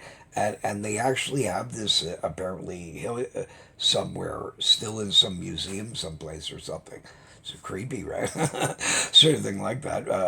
But I mean, this magical stone that he had could heal people and all kinds of wacky stuff, right? So, I mean, it's there. I don't know how you would trigger some of these things, right? Like because he could talk to them. So somehow he figured by and oh, that was the other thing this thing could do. It could tell the future. You would look in the cracks of it somehow, and somehow it would reveal to you the future. I'm not sure exactly how he got it all working, but anyways, this guy was a mystic, right, and into all this wacky stuff, and he had all these ancient books. So as far as I know, like I said, because the Bible's so accurate and all these kinds of things, and whether it's a space alien guy or not, it doesn't matter. The things that the guy's saying, there is some way of it occurring, right? And that sort of thing like that. So when he mentions these magic ring and all this sort of thing, I'm just saying whether it's super technology or that it actually really is magic, whatever magic really is, right? And that sort of thing like that. A lot of times these items actually really are there, right? There's a creepy one that's cursed in the that was taken out of King Tut's tomb. There's gazillions of videos of it right in the museum, and they claim that it must be a magical trevor that comes somewhere but doesn't disturb any other statue or any other thing in the place, just specifically this one. And it makes it dance, it flips around, does circles, it does the most insane things you have ever seen in your life. It can't be even a magnetic trick because it's too weird. It seems like the thing's totally knocked down. Then it'll jump up and flip around a couple of times and then stand itself right back up again. I mean, it's being controlled by something like very strange, right? So, and it was in this tomb, right? And there's all these wacky supposed curse and stuff like that. That one of the a lot of people never talk about that, but this is a true story. These actors were going to do something about it with real props that was taken out of King Tut's tomb, and all these people died. A whole gang of them, about 8 or 9 of them or something, was started choking to death, all kinds of wacky stuff. The second that they went near this thing, right, one of the items, right. So I mean, there really may be in ancient times because he admits this if you're going to believe the biblical route one, right? He says that there's these incantations that can raise things, and you can raise a demon by just rubbing or talking to this ring and saying the mighty Yahweh's name and all that sort of thing, or an angel, right? So in this case, maybe these mystics and stuff found ancient manuscript somewhere where if you say to the mirror, "Anga bunga wanga ooga booga buga," whatever, right, that somehow then it will trigger and open up something like his ring would do, or some of these other mystical items, right? And that sort of thing like that. So very strange. But anyways, some of these things are actually housed in real museums and that, right? There was also this other guy, Father Prosper. I love him the most fascinating one. Ancient sort of things where there was this guy and he apparently lived in the farthest of the east, and he was really difficult to find. But the odd people that were able to finally in kingdoms would send people to go look for this guy because he had this magic mirror. When you would come on the thing, he would bring you in this sort of room, temple like place or whatever, and you could ask the magic mirror things, and it would show you all the events of how the war is going to go, or and all this sort of things. And one time, a group of them were trying to find him, and they could have sworn they had this well mapped and everything, sort of thing. Uh, but when they got there in the spot that it should be, he's gone, right? And that sort of thing like that. And nobody's ever been able to find this place again. So the theory is maybe like the island of Mu or these different ones where it just vanished, right? Like just completely poof, somehow sunk into the mysteriously down in the sea, and that sort of thing, right?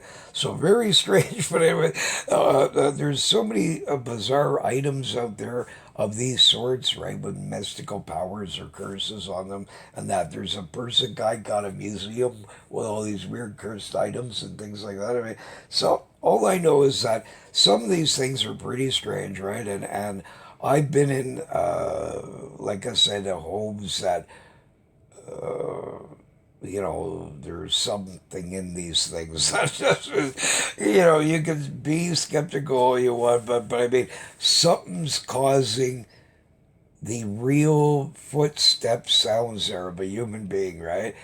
Or there was another one there where they would always say that they'd see in this church along their walls the paintings actually, like the eyeballs really seemingly move, like not like an optical illusion like thing where the thing would creep them out. And they claim that in Sir Wilfrid Laurier's house too as well, is a painting doing that, and his piano will play, right, for no reason, and it's sort of thing, right? So a lot of, who knows, man. I mean, there could be, like they say, this there certainly must be likely, like even in the biblical, right, that there's an afterlife of some sort. So we wouldn't know how all this would work, right? Because any tale that you're reading, unless the Yahweh or a space alien or whoever created us told you that directly, that's 100% fact.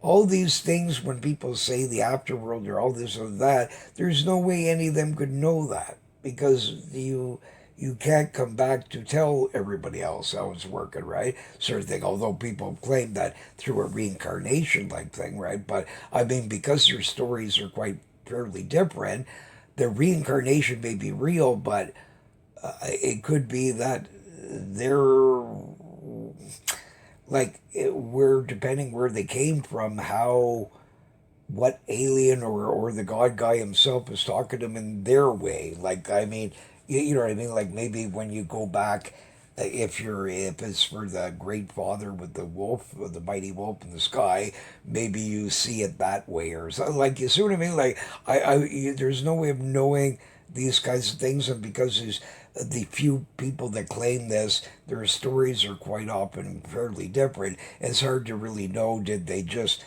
with they were considered dead, but really they're not fully dead, and they're just having some wacky dream. It's hard to know these things, right? Like, but anyways, well, there's a lot of strange things out there, but next here I wanted to talk about a bit more of a stranger sort of subject here, but it's a fascinating cryptid that actually isn't only in my region, but quite a few places where you'll get these tales of this, right? And numerous lakes and things. Now, most of them can be explained with a fairly simple explanation, but some can't be. So, and we'll be talking about that next. It's quite interesting. There was a few more that I wanted to mention there that I got room for here.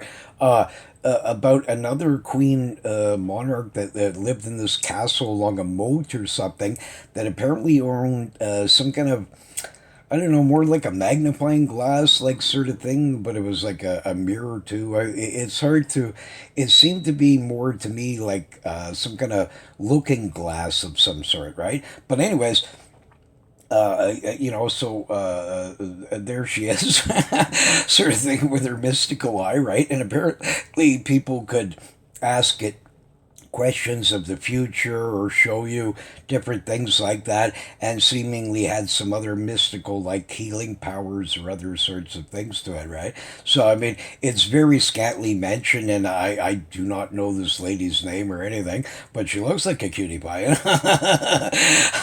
I'd be into it and ask her. I'd say, sorry, Your Highness, I'll gladly, you know what I mean, whatever you're liking here, we can do this and that along the castle and all that sort of stuff. But would you mind if I whip in a couple of fishing lines into this moat? I've been dreaming since a child to catch a moat monster, right? Like, I would love that more than anything in the universe, to go to a real castle and hook like either a giant L's catfish that may exist in some of the waters, or giant pike and carp, of course. These would be the three main ones, or other sorts of crazy stuff too. Hey, who knows? A giant eel monster might be in there, right? So, like, I'd be totally into this, right? Like, I'd love this because it's all, you're in this ancient moat that's, hundreds or thousands of years old or whenever it was built, right? And that sort of thing like that. So that'd be super cool. I've seen people that have actually fished in these things over in England and some other places. So that'd be a scream. Right? So I'd be right into it, right? And then there was this other guy, Father Prosper, and he lived on this island, and people would seek him, these kingdoms from all over the place. And apparently, this island was in the farthest of the east somewhere, and it was very difficult to find.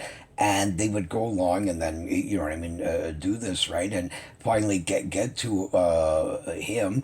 But strangely, a group went one time looking for him, and they thought they had all the proper coordinates to finally get to this guy, and the island was vanished. He was gone, right? But he would bring them in some kind of, like, I don't know, temple or meeting room of some sort, and this magic mirror thing would start playing them the future and all this sort of thing, right? So really fascinating. But I fully believe this guy, seemingly from several different sources, all seeking this guy, that he must have had some kind of base of reality.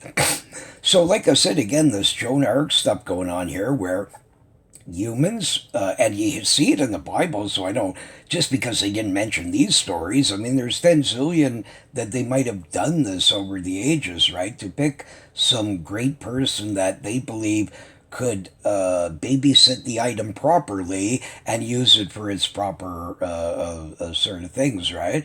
And that. And she looks very nice, so I don't think she'd be mean to anybody, right? Like, so looks like a nice queen, right? And that sort of thing like that. So, and whatever her reason was, right? Like, I don't know anything. I never seen anything whether she talked to a god or anything like that, or some of the other ones, but definitely Joan of Arc did, and some of them did, right? So, but fascinating, anyways, right? So I mean, really. You wonder about these things, right? But I mean, to me, like even Giorgio and them would, I don't see they because I've seen them mention these kinds of things where mystical items, and might be like, some kind of technology, right? Well, I agree with this fully. Like, I mean, like I said, this Yahweh guy seems to actually like all this sort of thing, right? And we're in his own image, so, you know, we would inherit many of these same kinds of interests, right? And that sort of thing like that. And if certain individuals are needed, like, I suppose that, like, it probably makes more of an impact, and you also are testing the human, right, to see if they're fully worthy. Well, you give them a quest, right, and you believe by that their presence and their intelligence, their bravery or whatever it is, right, or skills or stuff that you think that a human with your guidance would be able to do this. Well, then humans look up to other humans and follow in order, right? I mean, there's always the great guy that or lady conqueror that comes in and like Joan of Arc, right? And kicks some booty and then starts running the town, right? And that sort of thing like that. So then either go their way or it's the highway, right? Well, then all of a sudden you can amass like these kinds of things, right? But you have to have all the charisma and all the kinds of things to be able to do such things, which is extremely rare in humans to have all these features combined into a person, right? So, and if the God guy just went down and done it, I think this is the reason. I've thought about this a lot of times.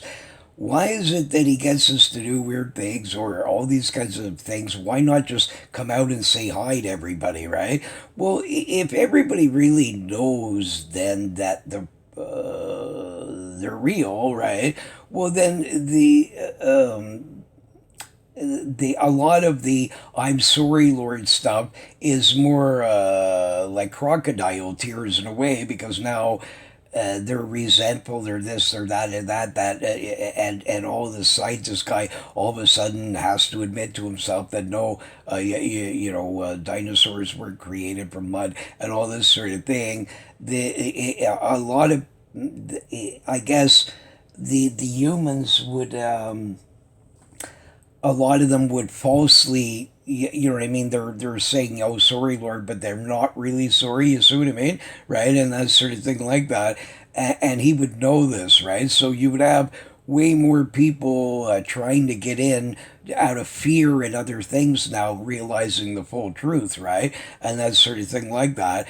And so it could be that if you want something done, right, and you use the human leader, but with your guidance, well, then you can get it done without still ruffling the feathers of this experiment, let's say, or whatever, right? I guess there's some reason they hide behind the scenes and only talk to the greatest out there and that sort of thing, or people that they need. There might be lots of other nice great people too, but maybe they don't need to talk to them, that and the guy says he sees everything, right? So as far as I know, there could actually be such things as this time stuff where you could go in reverse and everything. So if this is feasible, then as far as I know, this guy has even traveled like in the past, and this way, when he sees all the things, he kind of knows that we're going to do some of these things, right? Or something, right? But maybe they don't sit there all day, and then once they just know the basic idea of how it's going to turn out. So now you're in these time zones, right? Well, this is again, the guy already kind of knows where it's going to go, but because they can't sit there for 10 zillion years to watch it all slowly, now they're in their zone. They can monitor this and I don't know, watch it like a giant TV show, right? Like that kind of thing, right? I don't know, some reason that it could be that you can go in the past, but I find that very strange in a lot of ways, because what is done, right? I mean, so how is it feasible that something that's already passed on, it's laying in the grave, now can, by somebody zooping around in a thing, make it reverse and go all the way back to the beginning, right? I find that really difficult to believe, right? So I think this is just great imagination from sci-fi, like people with these, black holes and all this, but without any validity at all that you could actually prove, right? So I don't know, but there has been time traveler like people that have shown up over the ages that are very strange, and that how this could be, unless there was such a thing, right? So I'm always going to leave it on the fence, but I don't think anybody's proved it, and I just have a hard time believing that like once everything's in the ground or whatever, they're all gone, right? Well, now how is some guy going to reverse you and then start all again, right? You see what I mean? Like there's something that it seems very strange, right? Like that would be able to occur, right? But I can't say it can't be because the world is so mystical. I mean, you could say the same thing about anything would be impossible. Like, how is all these planets sitting here, right? Like I said, the interpretation of, the heavens and the earth may be different than what they truly were saying. They're telling you we made heavens, that's a place to live, and earth is the main sort of project here, and the earth, right? But all these other gazillion galaxies and everything else is floating around could have already been here, right? Like, and that sort of thing, right? So it doesn't make the Bible lie. There's nothing wrong with it. The guy's just very straightforward, and it's our interpretations, right? And that sort of thing like that. But I mean, it's too bad about this island here with this Father Prosper guy. I mean, very interesting, right? And this queen, I mean, I certainly wouldn't have minded her. And that sort of thing like that. Sounds good, right? Sort of thing. She's got a mode. I mean, there's nowhere. Well, I don't need to leave any place. I got all the action in the world. I got a real hottie. I got a magic mirror that can tell me where all the big fish are, and I got a moat. I mean, what more do I need, right? And probably she'd be able to afford at least we could have dinner and stuff, right? So it sounded all good, right? And that sort of thing like that. I'm more of a basic sort of person where I went out with several that were so wealthy that you is insane sort of thing, right? And a royalty one and another one just almost like a billionaire sort of wealthy to-do family, right? And that sort of thing like that. Two paupers on the street corner almost, right? Like, so I don't care about all that. Like, I've seen every kind of walk of life you could humanly think of, and I don't think the queen's more important than the poor lady on the street corner, right? Like, so we're all humans, and many of us have great skills. Even if the poor person's suffering from a mental illness or something, they may have great genius in them, right? Like, I mean, there's numerous ones in Ottawa here that I can think of. I know this guy. I'll get him a coffee sometimes, or him and his wife, and that, and they suffer from a lot of strange anomalies, right, and that sort of thing like that. And I mean, this guy is like integrated calculus stuff when it comes to mathematics, right? And also he's like me, he has eidetic memory of sort of things from when he was a child to all the way through it, right? And that sort of thing like that. So, but he's got a lot of others sort of problems here, right, that are tough to deal with. Yet this person's a total genius in several ways, right, and that sort of thing like that. So this sort of people, they're all can be, you know what I mean, of great value, right? But sadly, a person like him, because of these other problems that he has, right, makes him not the normal employable like guy, right? Because the employers don't think outside the box. I mean, if the person's harmless and any of their behaviors really isn't going to upset the office or anything, right? And that sort of thing like that, and they can do a better job in the certain parts of your business than anybody on this planet can do, right? Well, why wouldn't you hire like in other words, you know what I'm saying, right? Like, so I don't have like, to me, all humans have abilities and different things, right? Sort of thing like that. And even though I'm old school, so sometimes by accident on here I'll say these guys are this, or like some kind of word that you don't use as much nowadays because everybody's so sensitive, right? And that, but I mean, it's not meant like when somebody's a moron as a friend, right? Like, I mean, it just, you get the idea, right? Like, not a moron, like you're not making fun. It just they're being silly. In other words, they're acting moronic, right? Like, you know what I mean? But I mean, they may be very intelligent, but I mean, you can still do these things, right? So I mean, that kind of stuff, right? Like, it's just I come from different eras, right? Like, so yeah, it's hard for me to yeah, keep up with who's sensitive about what or whatever, right? Like, I mean, so you take it as the always not really like a full attention on somebody else that they really are that. Like, I mean, it's just an expression, right? They're being silly, moronic, right? Like, or whatever, right? Like these kinds of things. But anyways, I just wanted to mention that one before we cover the rest of the sort of thing like that, and how our it's interesting that there's so many of these things out there that it makes you wonder, right? Like, is there some reality to some of these things? And if there is, I wish she was still around. So, or if there is a time machine, I want to go hang out with her for sure. Sounds good, right? Like, I'm loving this. The hair is spectacular.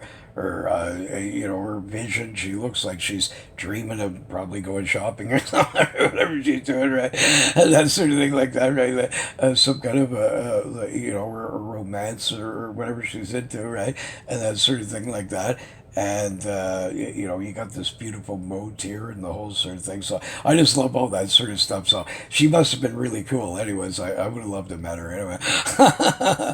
Sounds good. Because again, likely in the highest probability she did get this. It's just not known. They don't mention it, right? Or it could be known in some other book somewhere out, right? But sometimes these stories are so micro blurbed and they don't really give you like possibilities of following up on some of these things, right? It's difficult, right?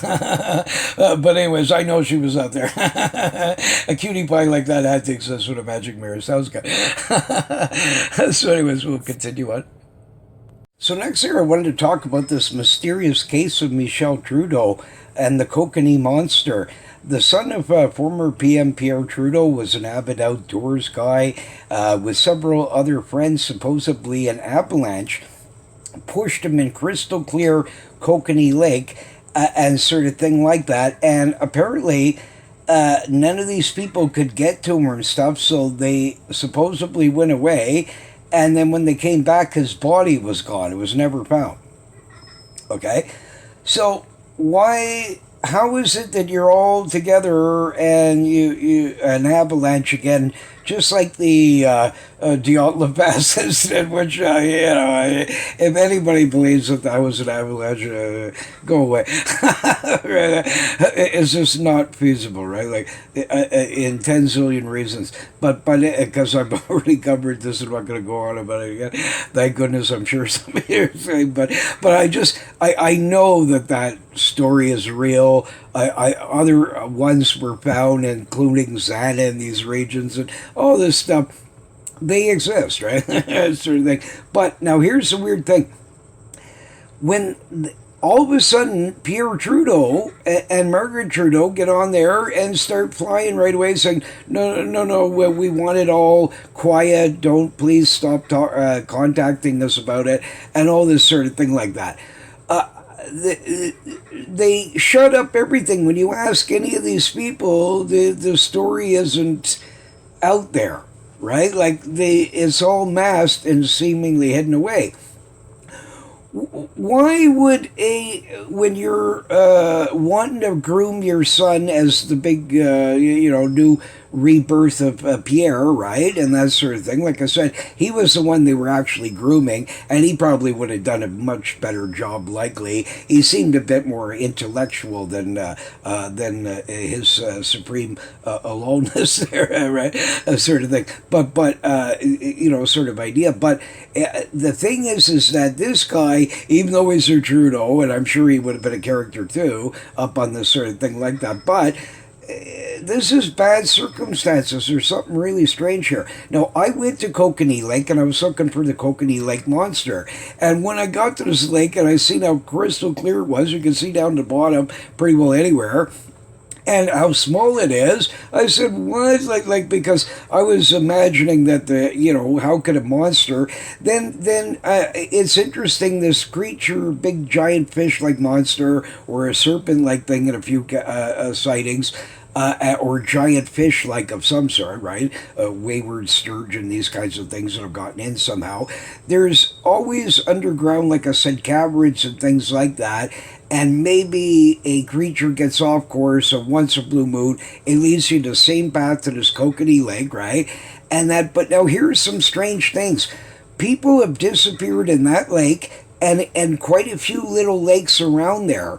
I'm suggesting that it's feasible that there's underground caving, like somehow that these creatures can actually maneuver from lake to lake under even ground. We cover soon the one that crawls over land like giant snake-like beasts, right? But there's other ways of doing this besides rivers that get in and out that we can see. There's also underground rivers and things. And this sort of thing, and nobody knows what's down in these things, right? So now here's the strange thing. Why wouldn't you want to recover his body? The water's crystal clear. There's ice divers all the time. They go looking for somebody that had drowned. If it's, sometimes they don't. They wait till the spring or whatever. But I mean, if they got the equipment and things, they do it. It's a tiny little lake that any divers within, I don't know, an hour here of going back and forth, probably in 99% chance, find his body. In the spring, they didn't do it either. Why? What? If you're claiming that he was out in the ice and somehow must have sunk down there, right? Well, why wouldn't the family want his body, right? That makes no common sense at all. And the witnesses all just won't say anything, and they just claim that all they saw was the avalanche. It pushed him way further than them, and he was stuck out there, and they couldn't get to him, which is silly. It's frozen at that time of year. Why wouldn't have anybody tried to track down there, or at least see if they could stand on the ice and that? Because he wasn't through, he was still stuck out there. So, I mean, if you're seeing he isn't sinking through, why wouldn't you, now that the avalanche is over, see if you guys could reach out to him, right? But they claim that they couldn't, right? That this is supposedly what the story is, right? And that I've never heard their actual sort of thing, but this is what others have stated, right? So, the thing is that also in other lakes around there, people have vanished when they went swimming across, and boomo. So what if, like even in Vermont, this has happened? There's this. Oh my God, what's the name? I haven't seen this lake in a while. It's a very small lake in Vermont, and it actually has the Vermont state record of lake trout, and it has some early tales of a giant eel monster and a snake-like beast in one of them, right? Also giant fish that live underneath this sort of caving system that they claim is in the deepest parts of the trench, and that there's these monster fish that are 10, 15 feet long that people have seen and things like that, right? Possibly sturgeon or something like this. But and that this monster, there's this strange event where these horses were going across and some monster or something grabbed at. All of a sudden, like a big whirlpool, and they were sucked down. They vanish. They mysteriously, now this is really weird, in another lake that's further away from it, right? All of a sudden, they had found their horses there, proving that somehow that the horses were dragged down to death by some monster of some sort, and then actually swam underneath this caving system and dragged the horses out on the other side. Or maybe it grabbed it and they got him down there, and then all of a sudden some kind of weird current or something that whatever moves it maybe sucks the horses, and they finally ended up, one of them's Lake McPhee, or my head's it's late in the evening, and the odd time I'll forget a name of some lake or something. But anyways, there's these two lakes, and they're right across each other, and this lady Tammy told me this very interesting story in there too that was really strange. This guy was going along in the winter and it's super thick ice, right? And it shouldn't have broken or anything like that. But this guy was going on some kind of like skidoo tractor like thing of some sort, right? And he's right near really the shore and that, and all of a sudden this big explosion went around him and the guy vanished. He just sunk right down into the depths, like as if something actually attacked and smashed the ice around him, right? And the poor guy died. He was some kind of, I think he was a farmer of some sort. I have it written down somewhere, but this lady who was a teacher told me that, right? And also sort of and she had a sighting of a giant eel-like creature in Lake Memphremagog and that sort of thing like that. And I guarantee you, this woman, 100%, like she was a teacher of special needs children, wonderful, wonderful, most wonderful lady you could ever possibly imagine, and that sort of thing like that. And 100%, she wasn't a lying sort of any sort. She didn't even like if she didn't want to tell you an answer being embarrassed or something like that. I knowing her for ages and all this sort of thing, she would go around it if she didn't want to tell you that that's what occurred. Well, like, and she'd go, that's her way of lying, right? You sort of, and this is not the case that she 100%, I'm sure, saw this Memphremagog eel. I'm going to show you a giant eel. And like I said, I hooked one on myself. I know that the lady's telling the truth. And she also saw in Vermont a blackish cougar. She wasn't sure it was a black panther or cougar, but she was driving back from something in the evening, and it went right across her vehicle, right? So I mean, and that, and she gave me contacts of other people. There was a guy that was a big famous guy in Vermont, and he had said that he saw this flying saucer and all this, and actually quite a few people started believing in them because apparently Vermont doesn't get like massive amount of sightings, and a lot of people there really don't believe in this sort of stuff at all, from what I could ascertain. Right? But more open to the lake monster phenomena, seemingly some of them, right? But interesting, anyways. But the thing is that people have vanished in these little lakes, and even creatures and other things like that, not only in BC, but in other places. Lake Tenkiller, like I said, there was one where a giant octopus-like arm went around this kid and he vanished. The divers couldn't find him, yet there's no current there. It's actually in a bay-like sort of place, and there was no reason that in a million years you shouldn't find this guy's body. They covered every inch of it. No wind, no currents. There's no nothing. And the guy just got grabbed, but they could have sworn that they saw this arm that looked like an octopus, right? And that sort of thing like that. And I mean, so these things are interesting. But also in these areas, like I talked about that fellow Jacques that disappeared around Jasper, and these different ones, there's other lakes around there where people have vanished and found footprints like Sasquatch, or that the guy swimming across it and vanishes.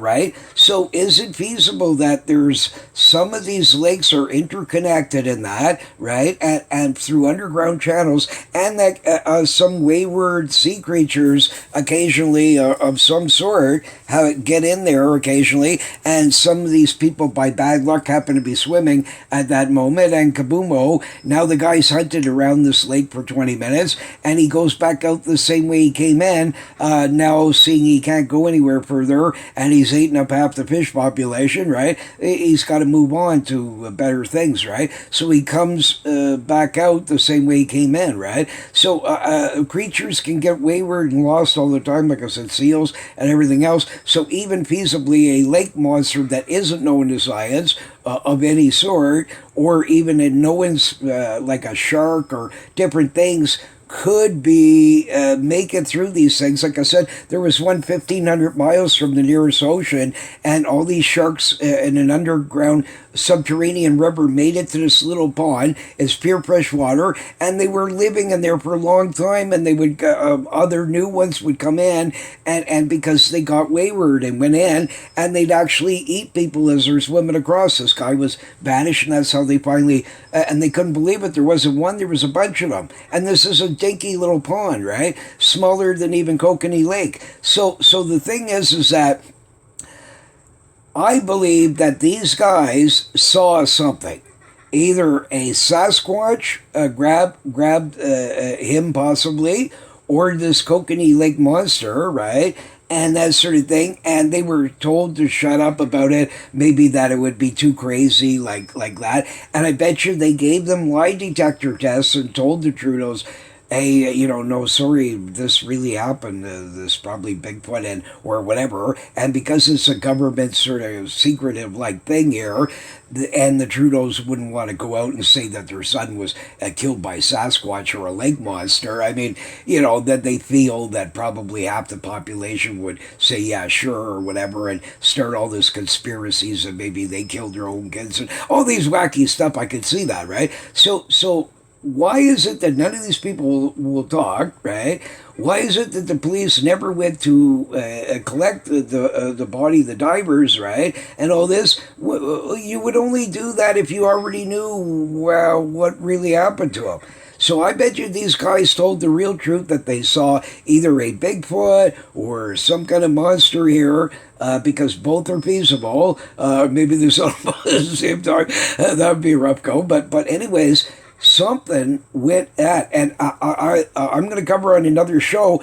There's a film way out in the highest mountains of California. There, when back in earlier times, there was these stories of these giant salamanders and that sort of things that lived up in these high elevation little lakes, right? Well, there's an actual film. It's 100% legitimate. It isn't CGI. It's filmed with an older sort of thing, and it's actually been around for a while.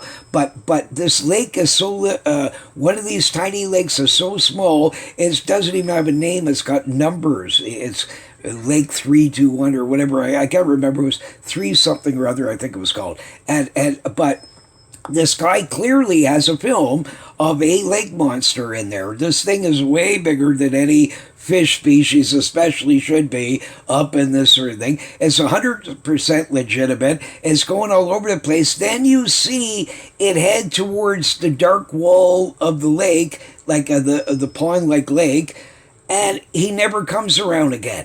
Because I believe that these things go underground in these sorts of things, right? So fully we'll cover this over time and that sort of thing like that. But I think that it's possible that these witnesses saw either a Sasquatch or a lake monster here. They were shut up about it because of the controversy, and probably that's why the police, if 3 people can pass a lie detector test and they all say that, oh no, poor Michelle was just about to drink us Labatt, and a giant Sasquatch came out and wrestled him or whatever, right? Like that sort of thing. Or he was swimming across the lake and all we saw was this big giant monster head come up and eat him. That sort of idea. Then the police would be satisfied, even if it sounds insane, that they're not going to discount 3 sort of lie detector tests here, and so then the Trudeaus probably would be satisfied with that as well, or most skeptics, right? Because you can't really get 3 people to be able to beat all the like that would be beyond believable, right? So the thing is that something really strange happened to this guy. None of these people, they all just say, oh, an avalanche went at us, and he got pushed further, and when we went to get him after, he was gone, right? So there's something mucho suspicious here, right?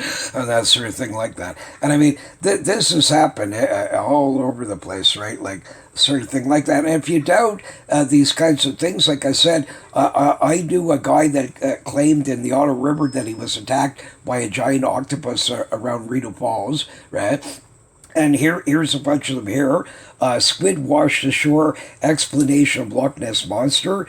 What is believed to be a squid was washed ashore near the railway viaduct on Loch Nan in Vernishire.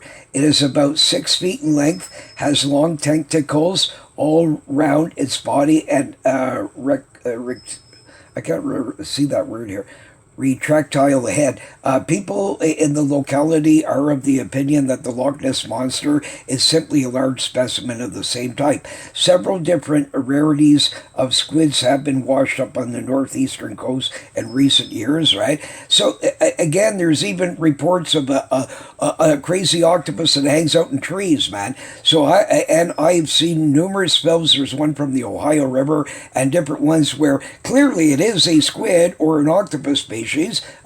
Both have occurred, and clearly they really can survive and go through fresh water, no problem, and clearly can do this, right? There was one in the Kankakee River when I was fishing there that these wardens told me about that was found. It was alive, and numerous things from Lake Tentacular ones. So this is factual that sometimes squid and octopus can actually go into freshwater lakes and these kinds of things, right? So even though it's not common that would be the lake monster, it exists. Like it's a small portion of lake monster sightings worldwide actually is from a bigger squid or an octopus that they're seeing and that sort of thing like that, and rays too in different ones, right? And that sort of thing. But very interesting. But it's sad.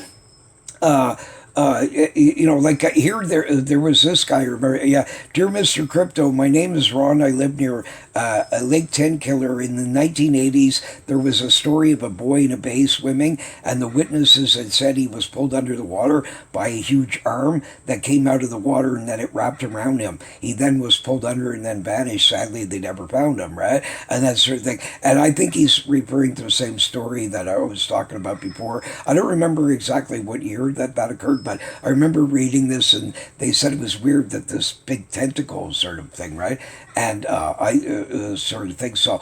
Different people, and this guy told me when I was at Lake Tentacular, told me about, I believe, possibly a different story, because it was the same thing where a kid was swimming in this bay and they vanished, but that was in the 70s, right? And it happened before I came along, so I don't know exactly what year, but it was in the 70s. So there's been some strange mystery vanishings in many lakes where you don't find the body, right? And it could really be that wayward saltwater creatures and killer sharks do all kinds of weird things occasionally can get in, do their business. Now they've ran out of food source. They go back out the same way they came in, right? And that sort of thing like that. But it's very interesting. There's something very suspicious about that. And other people have vanished around these lakes in the past from swimming or either just walking around it. Some even finding Bigfoot footprints and other strange things. It really makes you wonder, right? Like, and that sort of thing like that. But anyways, we'll get on to the next part though. So next, before you see these water monsters, I just wanted to cover a couple of weird things. For massive centuries, I found in 1700s newspapers, 1600s books, and 1500s books accounts from England of people being eaten alive by a dragpike, killer sea monsters, sharks, an actual Navy guy disappeared, and these guys caught a great white shark, a great white, dudes, in the Thames River, way up it in freshwater zone. Inside the fish was the guy's watch and a few other things, proving clearly he was the culprit, right? And these sort of things. And people have vanished in these rivers from the Potomac to, I mean, all over the place. There's sharks, sea monsters, you name it, all kinds of things all go up. Everything from the Thames River system that has a smorgasbord of the most craziest sea monster to giant fish monster, eel killer eels, stories that is beyond human comprehension. I mean, piles of sharks. There was in the Thames in 1 year there was over 700 where it was fully documented well accounts of people seeing whales, seals, walrus, weird ones like that, right? So different combinations, right?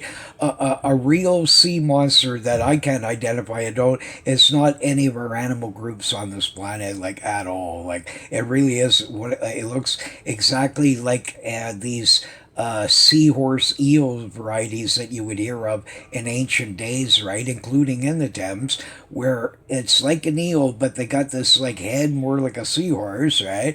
Like the one from. Lake Seneca in New York, eh? I heard stories of giant snakes in there, right? But the way these locals would describe these, a lot of it was like about the 10 to 15 feet long sort of thing. Some a bit smaller, some a bit more bigger, right? But some of them were weird where they said that they had like ears on them. And I mean, that's not normal for a snake and things like that. Then I saw this amazing movie that was from Lake Seneca, and that's a real lake monster film. I don't see how anybody can question this. This guy is way up on a mountain cliff somewhere. He films it going all over the place. You can clearly see the size of it compared to a giant rock in a whole part of the island, right? His head comes up near some kind of structure like thing out a bit more in the center of the island after. It comes way out. It's so tall that it's like, it's huge, this thing. It's got to be like bare minimum 20 some to possibly maximum, let's say 40-foot range, right? It's got to be in this sort of range, and it's a truly living creature. I've even frozen framed so many times that inside of it you actually see a couple of parts where his neck muscles change and he's gulping down something. There's no way that's a rubber monster. It's not a log, Joe Nichols. That's the real deal. It's a real worm like monster, which is a variety of what we're going to be covering after with these two real films. That's not a eel variety, but an actual giant serpentine worms that have been reported worldwide in fresh and salt water, right? Some hundreds of feet long, with these usually ridges on their back, sometimes no, just like a pipe, sort of thing like this. And this clearly is one, and that's a real film. I mean, there's no boats you can see from far left, right. Nothing could be able to maneuver such a huge animal like creature thing. It would have cost a lot of money to create some magical robot monster that can swim and do all this stuff. It's real. I mean, and then even to cement it off, if it was a rubber monster, how does its neck muscles keep changing the gulping position and his ear positions and different things, right? It's a real deal. I'll stick up for this film. It's a 100% legitimate film. The guy filmed it with an older camera. It's from farther distance. It's legit. Right? So there really is, and thank God I didn't see that thing because I would have tripped. I mean, I would have loved it if it was far enough away, but if it started coming towards the boat, I would have taken off, man. It would give me the same creeps like when I felt when I was in Charleston Lake, and this creepy giant shadow monster kept circling around for a long time that had a shape of really typically like what you would think a dinosaur would be like. It had like a shadow that was thin in the front, and then this great big wide section with seemingly these side like shadow stumps, so possibly had fins or feet, and then would thin and taper out. And this thing was chasing fish, and you would see them jumping up, and it wasn't a school of fish, it was a solid object. And I mean, this thing started coming towards the boat, and I was really young there, and I was so scared because my mother had told me too about these, and my grandmother about she knew these fellows that was attacked around the same area by some brontosaurus monster, right? So I got the hell out of there. So I already knew as a kid that there is crazy things in our waters that get in through underground subterranean rivers. I suspect a lot of them of overflowed rivers when at high water times and different things. And a lot of saltwater creatures can fully tolerate fresh water. They can scientists lie about this. I have over 83 species, I think was the last count, of different sorts that have been caught sometimes thousands of miles of fresh water, proving that it would take the creature ages to swim that long to get there. He couldn't get there in 5 minutes, right? Proving 100% that they can adapt long enough to create like a lake monster sighting, a few swimmers vanishing. That was one of the suspects of the Erie Chomper, and that there was all these people being bit by some mysterious thing. But a lot of people, when they'd see it, said it looked like the creature of the Black Lagoon, right? So, I mean, it was some kind of wacky. And these mermaids actually exist everywhere in the whole world, which creeps me out because I don't believe that you could imagine each time the exact identical features, right? This sort of thing. You have this in Jamaican culture and all over the place. These same, like besides regular mermaids, right? There's different sorts, and one of them is this creature of the Black Lagoon, right? That have been seen in these major rivers as well, and this Lake Erie monster bit all kinds of people. They went to hospitals. They'd see this giant, creepy head come out, just like Thetis Lake that it was in BC, right? I got a wild story for that place, man. I never was so scared of my life, nearly in the top 5 of all times, right? Of running across what I was perceiving at first, possibly the Thetis Lake monster, right? And hearing this Black Lagoon stories, I was freaking, right? Sort of thing. So I'm telling you, whatever you do, this is really true. Do not swim in major river systems that go into the ocean. Seriously, a lot of them are very murky. The Missouri, Mississippi, all of them have lake monster sightings where they're the real sort of sea monster-y like sort. Some are wayward seals, Leonina Moringa Leonina, ones like that, right? Sort of thing. And there's a film from the Missouri River where these idiots from the resources claim it's a log. I mean, the most foolish thing you can see it keep going up way past different objects. It's 100% real, and I froze its head zillions of times. Nobody except me has ever found this. I've never seen any person post it or anything or even mention this, but they keep claiming it's a log. It's not. It's fully seems to be either a wayward, possibly elephant seal, or some seal-like variety of a bigger sort, but not likely one of the smaller varieties. It seems to be pretty hefty and a good blowing of the nose it shoots out at one point, and that sort of thing.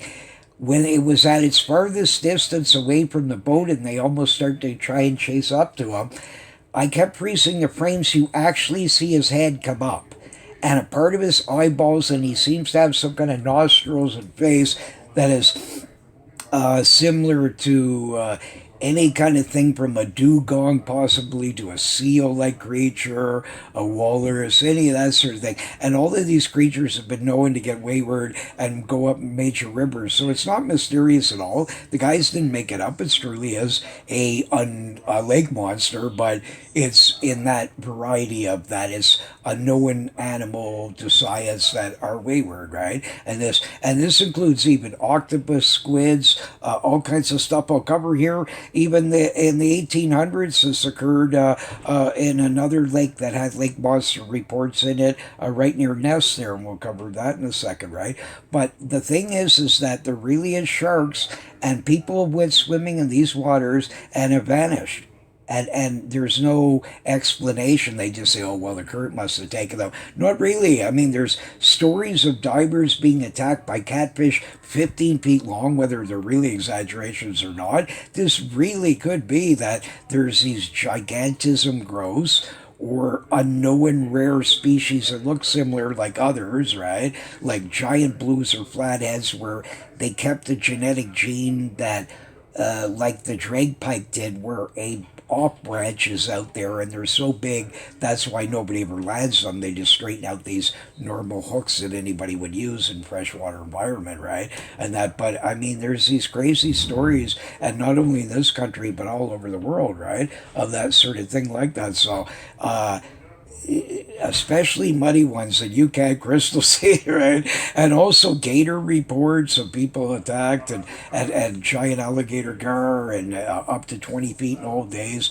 all kinds of crazy stuff. So keep that in mind. Besides a sea monster, besides sharks, besides that, there is titanic mutant fish in some of them, like in the East River. I almost got killed by some sea monsterish like thing. I had a 100-pound line. I was just a young fellow. I came back from a saltwater trip, and most of the saltwater rods are big, so it was hard for me to even use these things, right? And that sort of thing like that. And I had three people trying to save my life, holding on to me, and all of us almost went in the drink. But finally, the line snapped, and some titanic monstrous thing, you could see this huge shadow at first, when it started going up towards the surface, started kiting. And I mean, this thing was titanically long, so I don't think it could have been. I was hoping to get a monster catfish or sturgeon I had heard had lived in there, and also these wacky shark stories. I was hoping maybe I'd catch a small one enough that you could get the dude in, sort of thing like that. Because in Florida, I landed with 50-pound line, a 14.5 foot nurse shark, right? No in weight, right? But I also grabbed a near same size one in an aquarium. I had a date with this aquarium instructor lady that was totally amazed by my knowledge of fish and things like that, because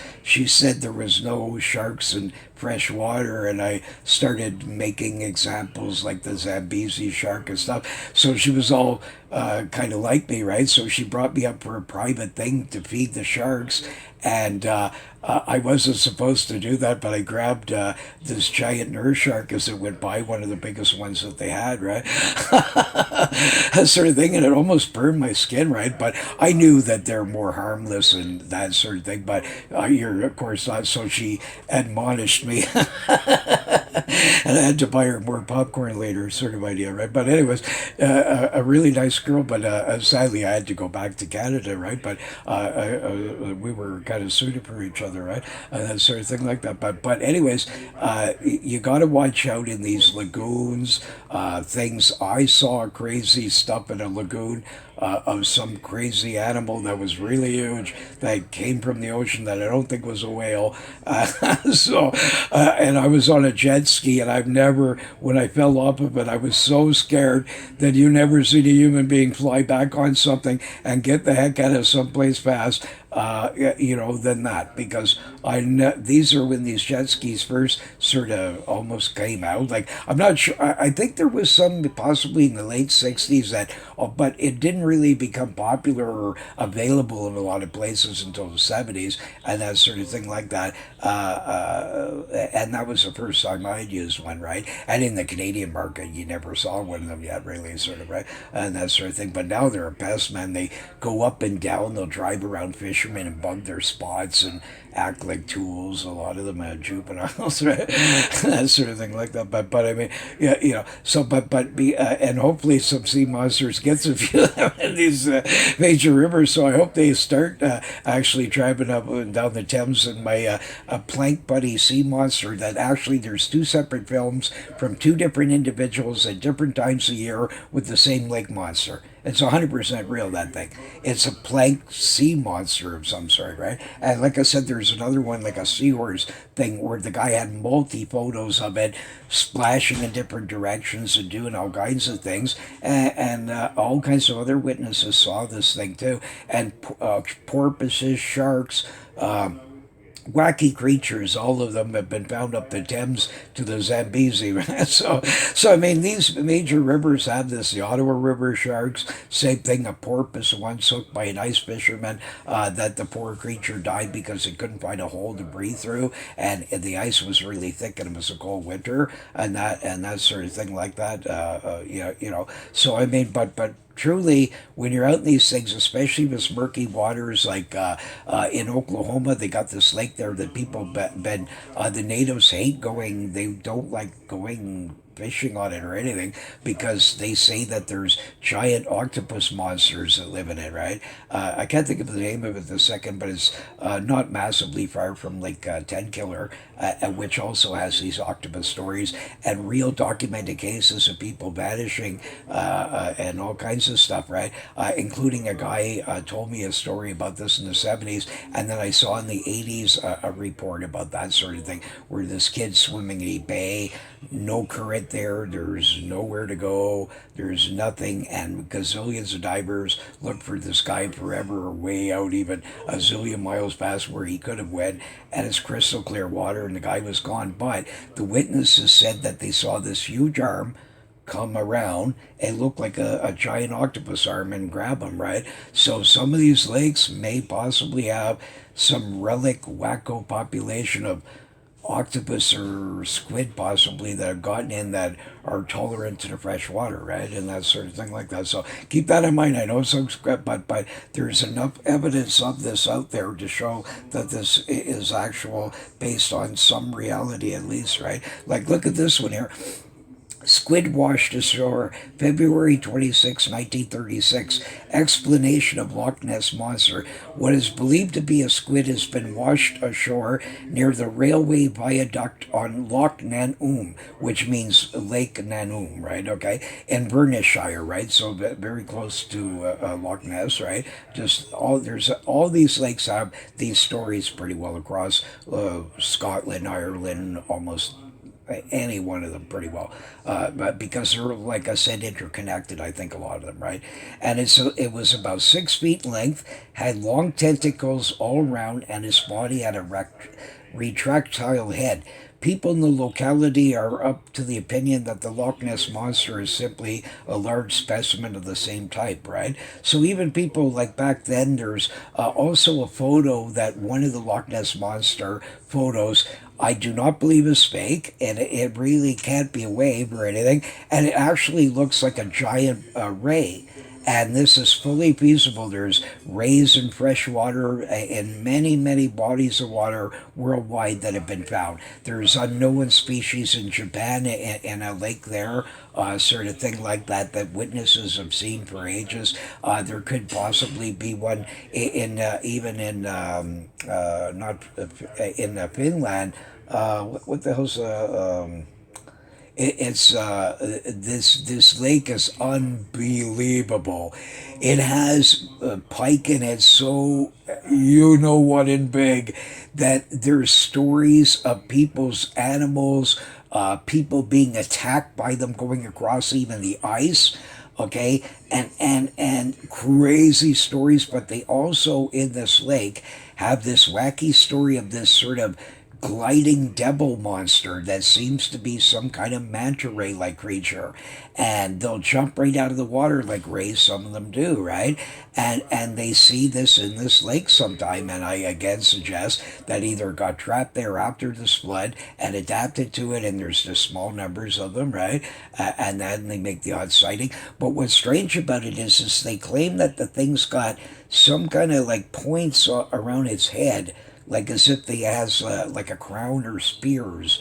Possibly, it could be maybe it's ears that they're seeing, right? Who knows, right? Like something like that, right? But they're black usually too, with this weird silvery gray like color, right? This lady actually was her first time out kayaking, and this thing flew right over her and terrified her so bad she's never would go back out in fresh water again or in a kayak whatsoever. And she saw it on this lake right? And that sort of thing like that. And that was in the 80s, I think it was, or something, right? So, but I mean, really interesting. But I mean, there's all kinds of these sort of things like this. That, like here, this guy had sent in a similar story. I think he's maybe talking about the newspaper article one because it sounds similar here. There was this beta boy, and the same thing. Yeah, the arm pulled him and wrapped him and pulled him down, right? So I mean, very strange, right? That sort of thing like that. But I mean, all kinds of weird things, like I said, can get up these rivers. So really keep that in mind, man. Like, and I mean, I've gotten all kinds of species of fish that shouldn't be in the body of water, right? From in the Ottawa River, from a hog sucker in the late 1960s. Yet to see one yet. It's not listed as being a species in the river.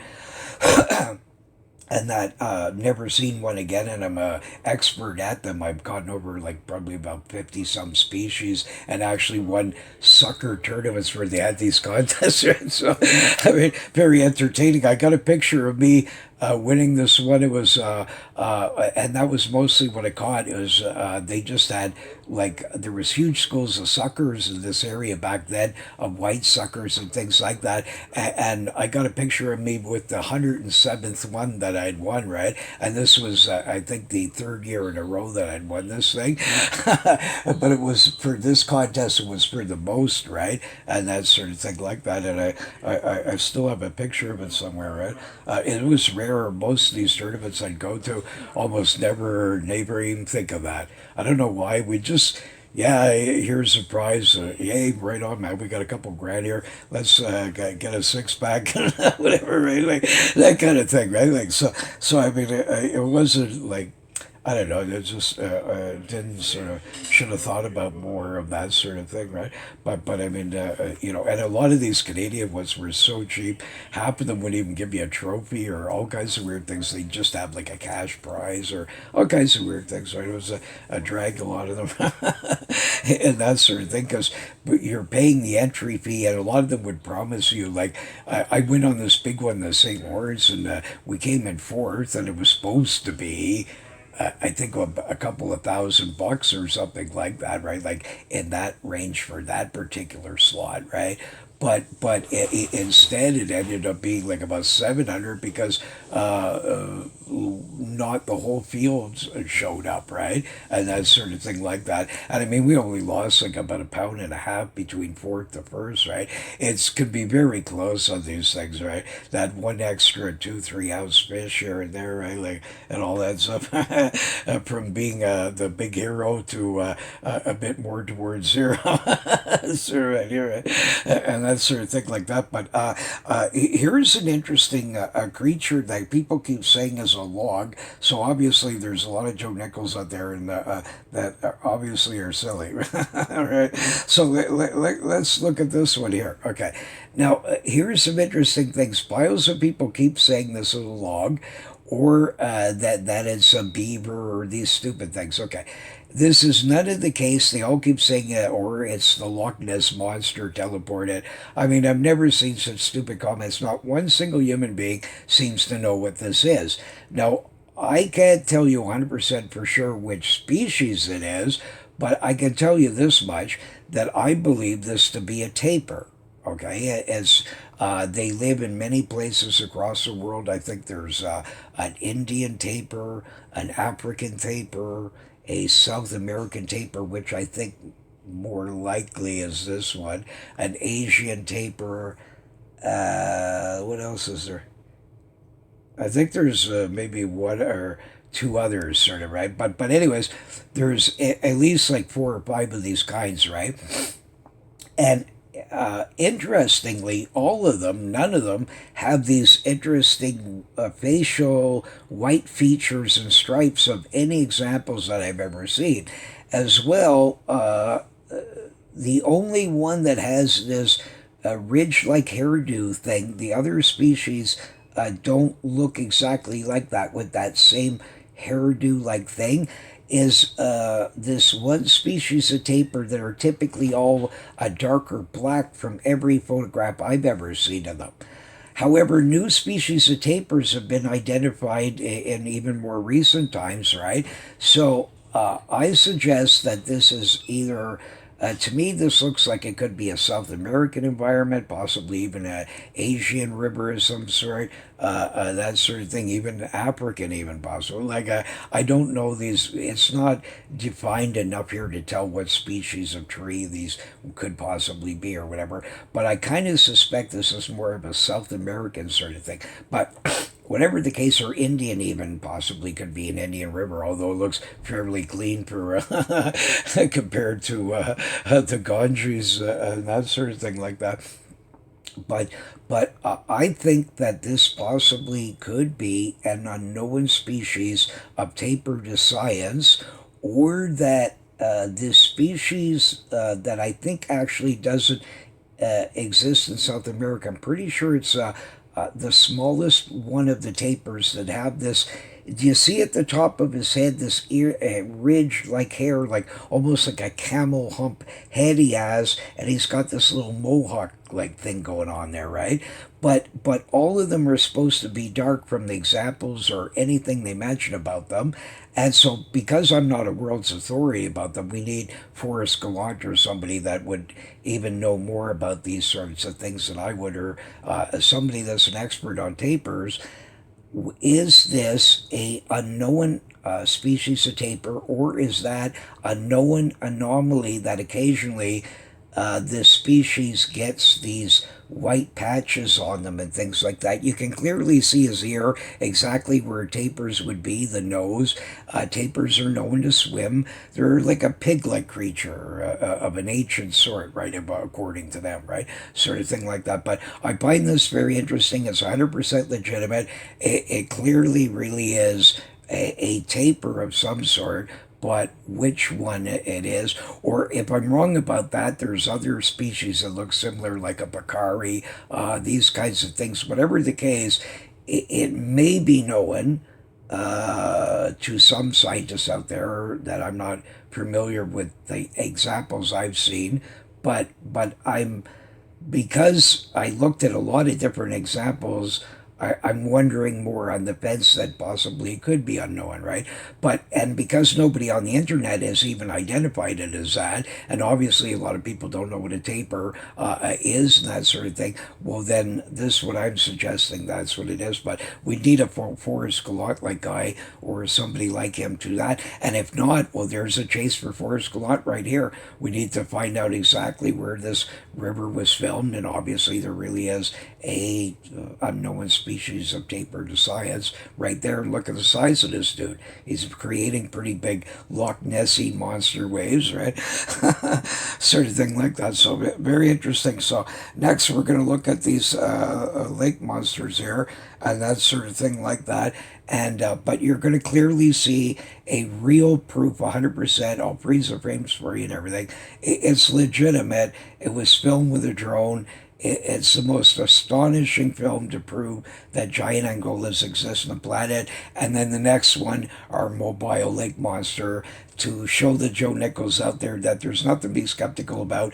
There's simply this why we can't catch them. They can actually maneuver water through water. This is one of the major types that people are seeing, because many times you probably don't see the humps or anything and just see the Nessie like neck come out. Then they imagine that it's a plesiosaur a lot of times, when really it isn't. It's one of these things.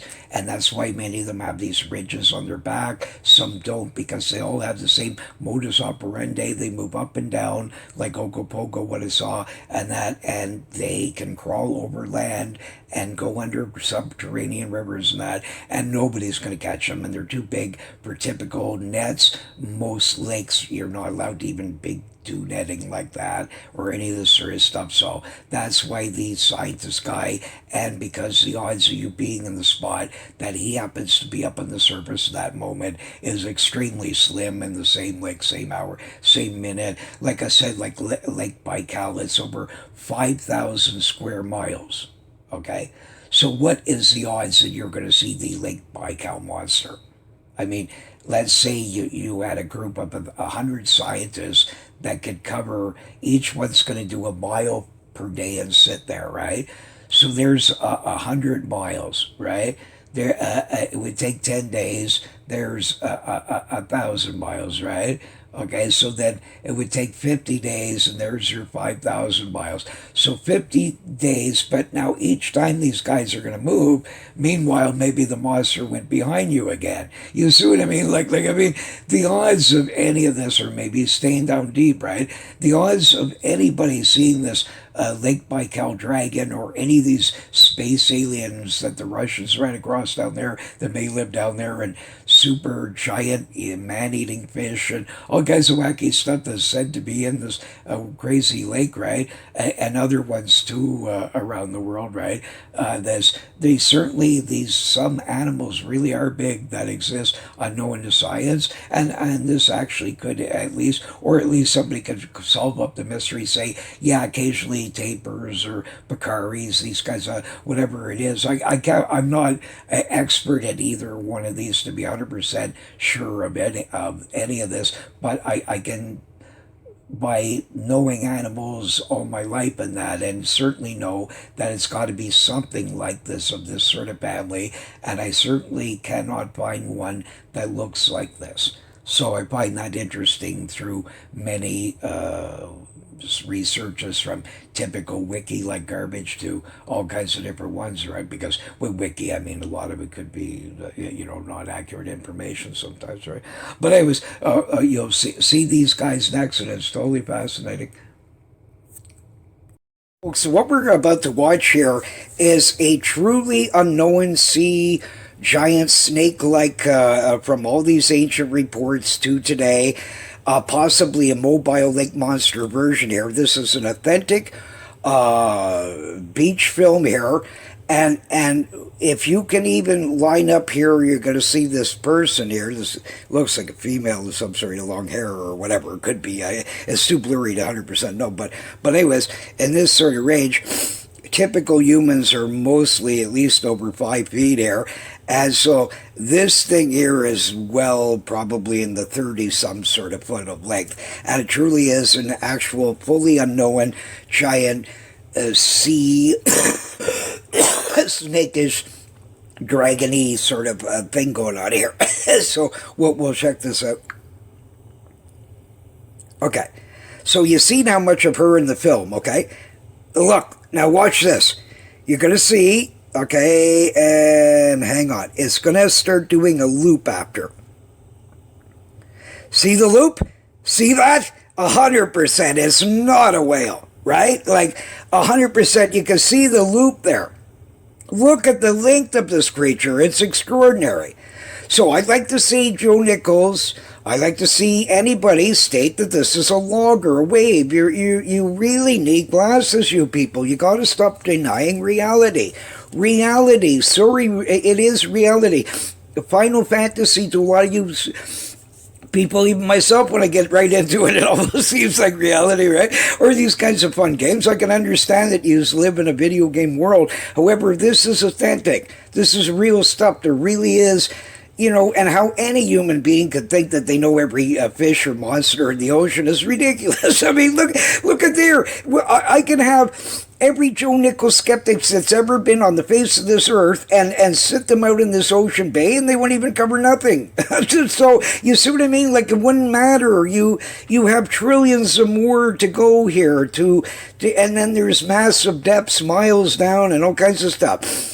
So the scientist guy has to be, okay, so you got a boat that's 20 feet, let's say, in a coverage of a trillion, you know what I mean, square miles of water, right? You see what I mean? Like why would you be lucky enough to get the monster right there and then, right?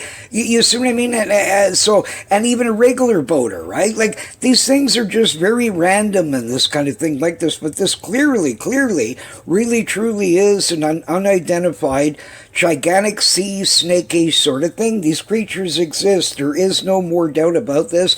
Giant angolas exist, of Congor even, and other sorts. There was even, I wouldn't be surprised, some of these other ones, that sort of over the ages that have been reported that were funny, right? That could be of other saltwater sort of eel and things, and that actually get much bigger than what they think. But There's them, and there's these sea serpents that were written in all these early Animalia books that you guys refuse to believe. And here's one of them right here. I mean, this is clearly 1 billion%. No ifs or buts about it on this planet that this is truly a living giant sort of sea snake of some sort. See the loop there. Watch him. You'll see the next time there, you'll actually see him do the whole thing. There. See it? See him doing it there? I mean, come on. Seriously. Like, how can anybody debate about this? It's not a plastic bag, folks.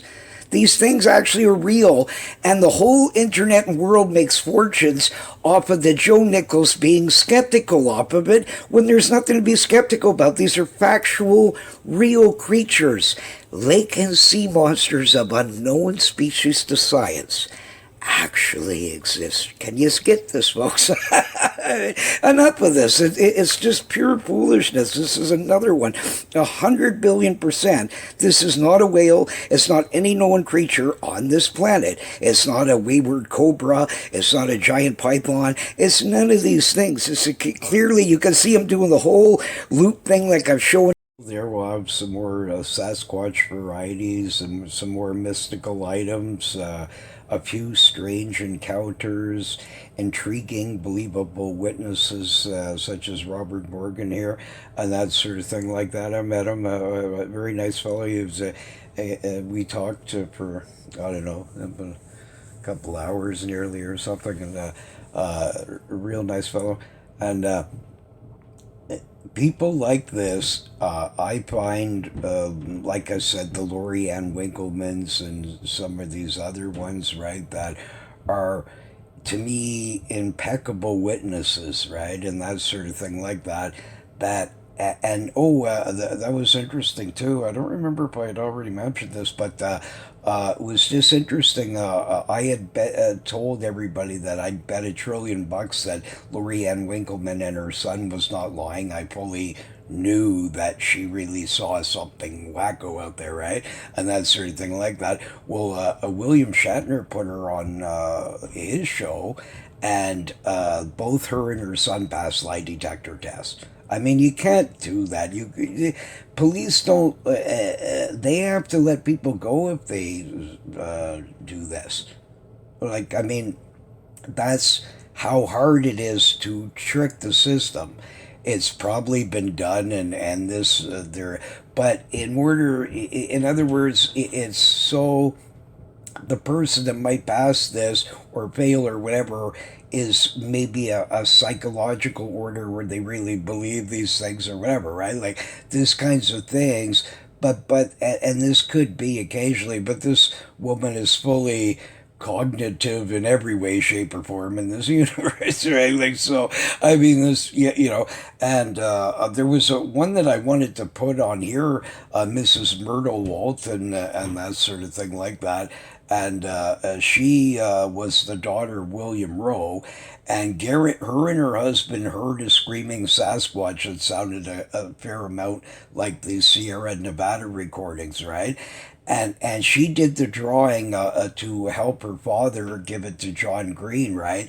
And I would do the same. That her husband, 100 billion% really did hear a Sasquatch-like creature that they perceived as being one, anyways. Let's say, right? And that clearly her father probably really did see this female Sasquatch in the 40s, William Rowe, right? Because the reason why it's so freaking believable is that when you see this woman and the husband, I guarantee you these people are like this, hometown sort of super family brown Walton sort of stuff going on here, and this lady has no bats in her closet, like below zero. I bet you she was raised very well by her father. And what's amazing about it is that her father took a long time with her because she could draw, so he wanted to give this to John Green what he saw. But then when she made a general drawing, which would have been fine enough for most people, right? It gives you an idea. But he wanted to make sure that he's seen all what every little detail that he could remember, right? So he made her make the arms longer and do different things and her breasts more out and all these kinds of things, right? To finally get this, right? So if you're a scam artist and you're just doing this for to put in a book, why would you make your super, I don't know, like angelic like daughter here? Like I'm telling you, this girl I doubt ever did anything too bad in her entire life.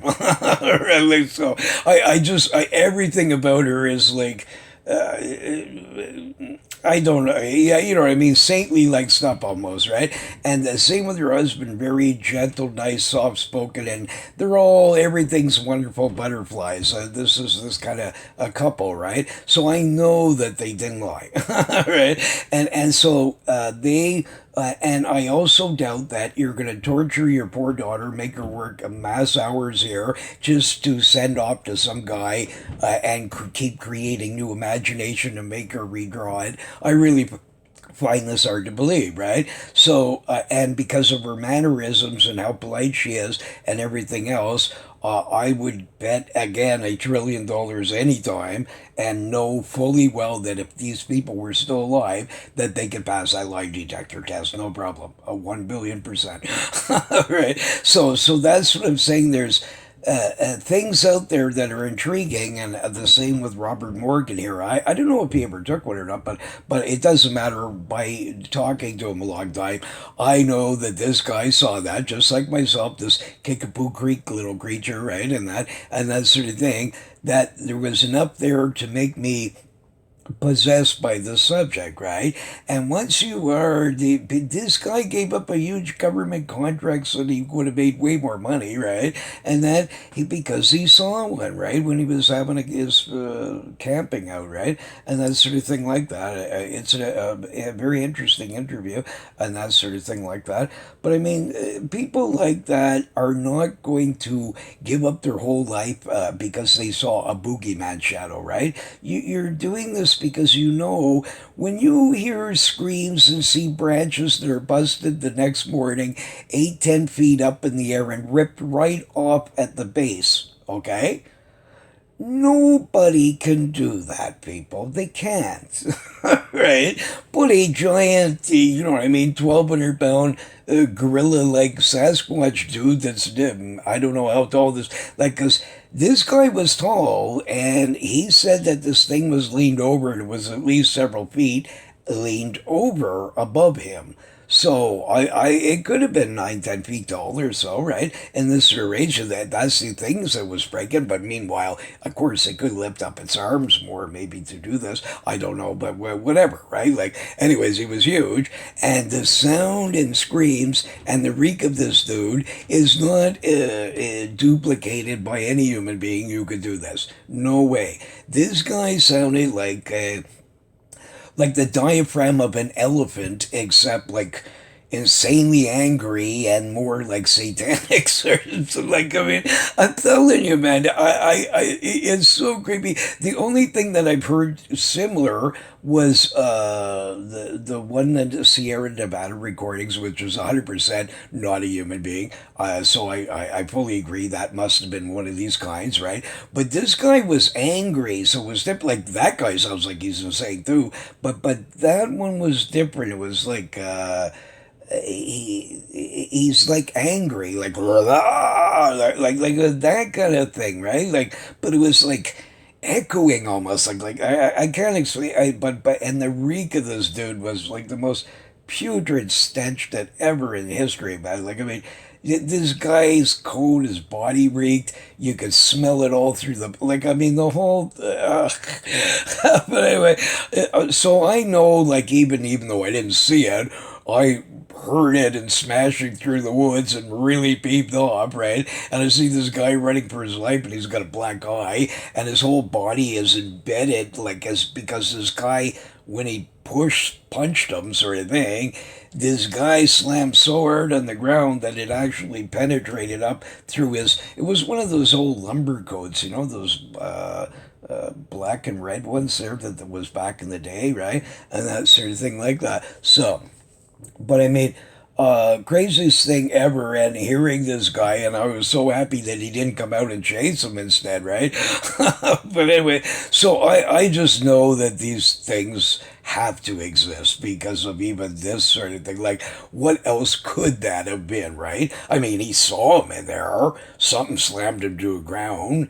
He had a black eye. I mean, there's a giant reek there, like they say that they do, right? And this guy's able to break through giant tree branches and freaking out. Like, I mean, I just can't believe that that was a typical, even feral human being, unless the guy was born with giantism or something, right? But I mean, I think this is like an older variety, like sort of one that's been around for a while, right? These giants, right, of that sort that there's probably enough of them out there somewhere hidden in caves and things that keep the population going. Like I said, maybe, who knows, maybe they live longer in a strange environment like that. So, I don't know, let's say they lived 100 years. I mean, all they got to do is find one mate in, let's say, they start at 15 or something, whatever, right? There you got 85 years to find a mate and produce a couple of hairy children, right?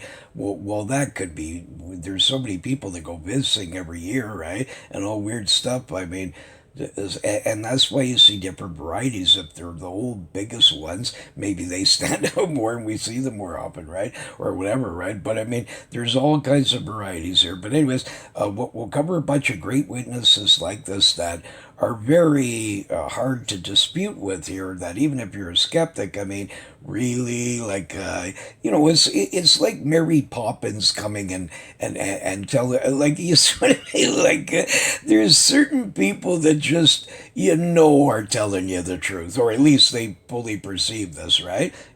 Sort of thing, right? So, but anyway, very interesting. Another lots of crazy, weird things out there, but we'll continue on with that next time.